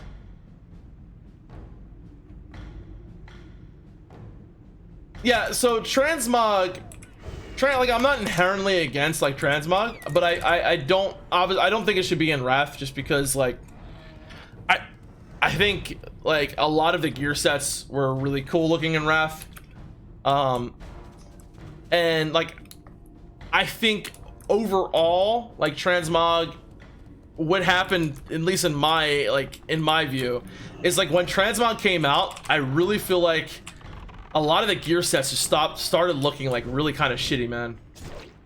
You know? Yeah. There we go. Goodbye. You ain't catching up to me, my dude. Hell no. Oh, fuck, he did. Oh, no! What the fuck? My issue with red is I don't know what to play. I have 6 Alliance 70s and 2 Horse 70s. Oh, damn.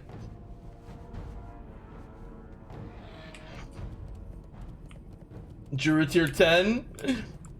Yeah, I think Transmog is like, you know, it's cool in an aspect of like customization. You customize your character and whatnot, but I don't know, it's just like it's kind of cool to me like when I get a full set and it looks really cool. Like I think it's just personal, like a personal, like how I like it.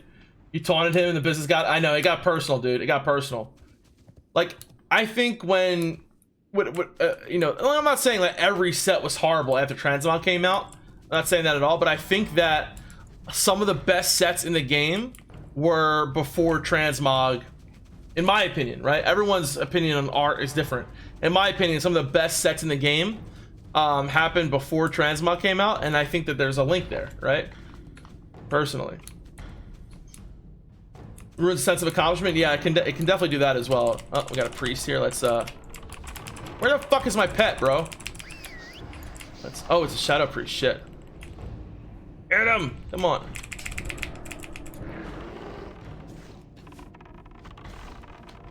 Hell yeah, dude. Let's fucking go. Fucked his ass up.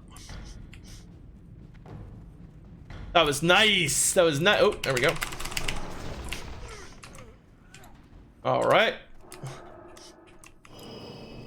I'm still not used to playing a hunter, man. PvP. It's so different. Uh-oh. Come back, pet. Come back. Get him, yeah, get him. No, get him. Get him. Okay, get this guy, yeah.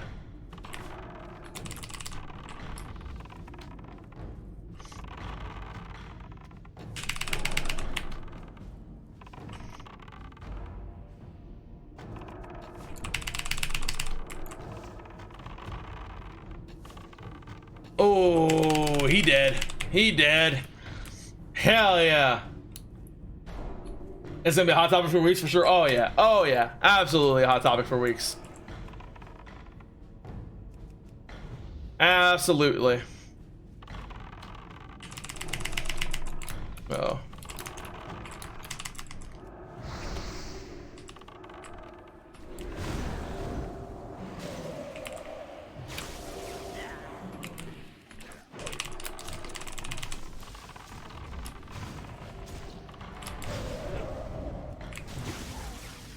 No, I need heals, man.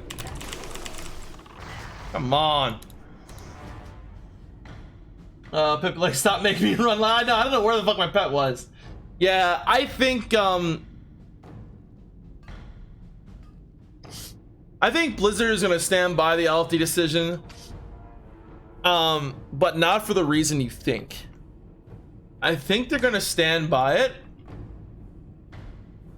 because if they don't, then see, this is where I'm getting interested, because like maybe if they don't, then they'll be forced to maybe try to fix servers.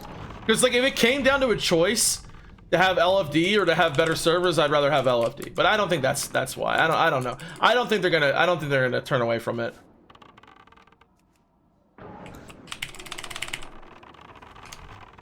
I'm surprised that wasn't on the the thing, the fucking questionnaire. Like, I'm surprised that whole thing wasn't on the questionnaire. I don't think it was, right? The question about LFD, like, was it, or am I remembering wrong? Someone hit the friggin', there we go. I don't think it was.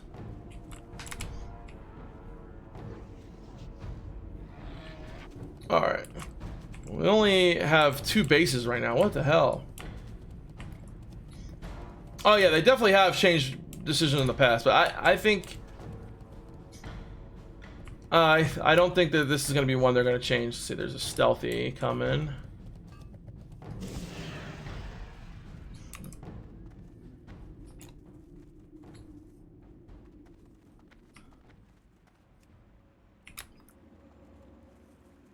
Where would I be if I was a stealthy? Oh. Where would I be? Maybe right here? No.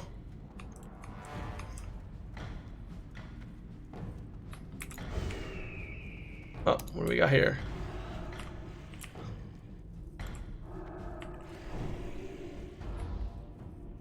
Get him, get him, get him.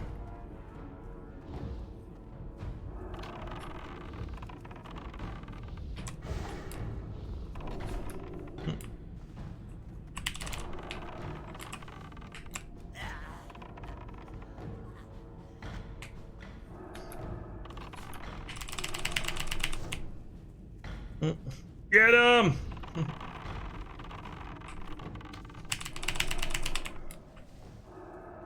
I got you, dude. I got you. Take his buffs off. Hell, Pecker, yeah. Kill him! Dead. Hell yeah. Oh, I love it. Alright, I need a drink.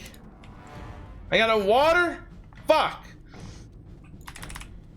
Damn, mages, dude, don't make any fucking... They don't make any water shit. Fucking mages.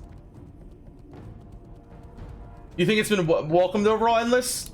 I thought so too. I think there's gonna be a lot of people who are upset about it, but I think overall it'll be a welcome change. Overall, I do think that the majority of people will hopefully or you know will be on board with it.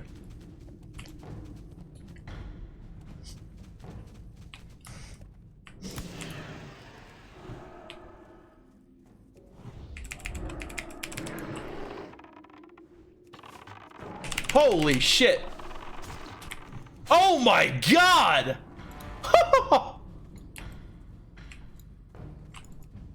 Fuck. God damn it.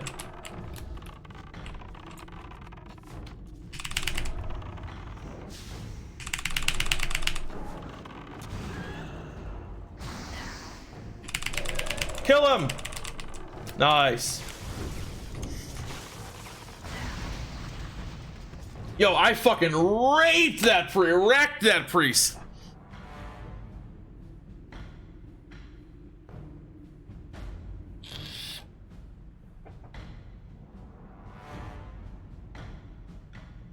We had an in-game poll a couple minutes ago, and the majority thinks the change is BIS or BS. I think it's BIS. It's all good. Yeah, I don't think it's. I don't think like I said, overall, I don't think it's gonna be that big of a deal, right?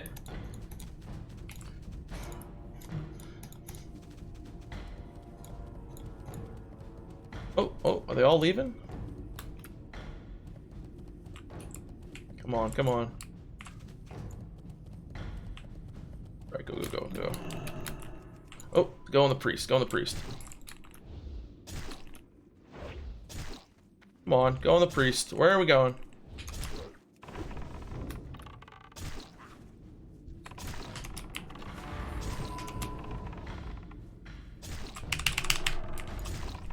Where's my pet? Oh, he's not here. That's why.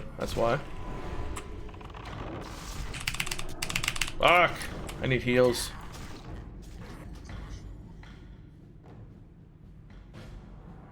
Yeah. That's what I really liked. That's what I really liked when Ian said that. He said, yeah, they clearly want LFD to be a retail feature, and if you want that, I mean, that is what he said. I mean, yeah, he did kind of say that. I think they want to have, like, I think what he means by that is they want to have, you know, like Classic to be a different style of game, right? I think that's what he means by it. Like they want. I mean, obviously that, you know, like that came out of Ian's mouth, but I think that from Blizzard, like that's you know, something that they agree on, like, you know, the developers, that they want Classic to be a more socially oriented game. And I believe, and a lot of people also believe, that LFD takes an element of socialization out of the game, right? And I think that, you know, that's kind of where the sentiment comes from.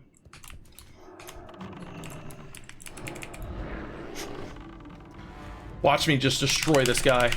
Holy shit.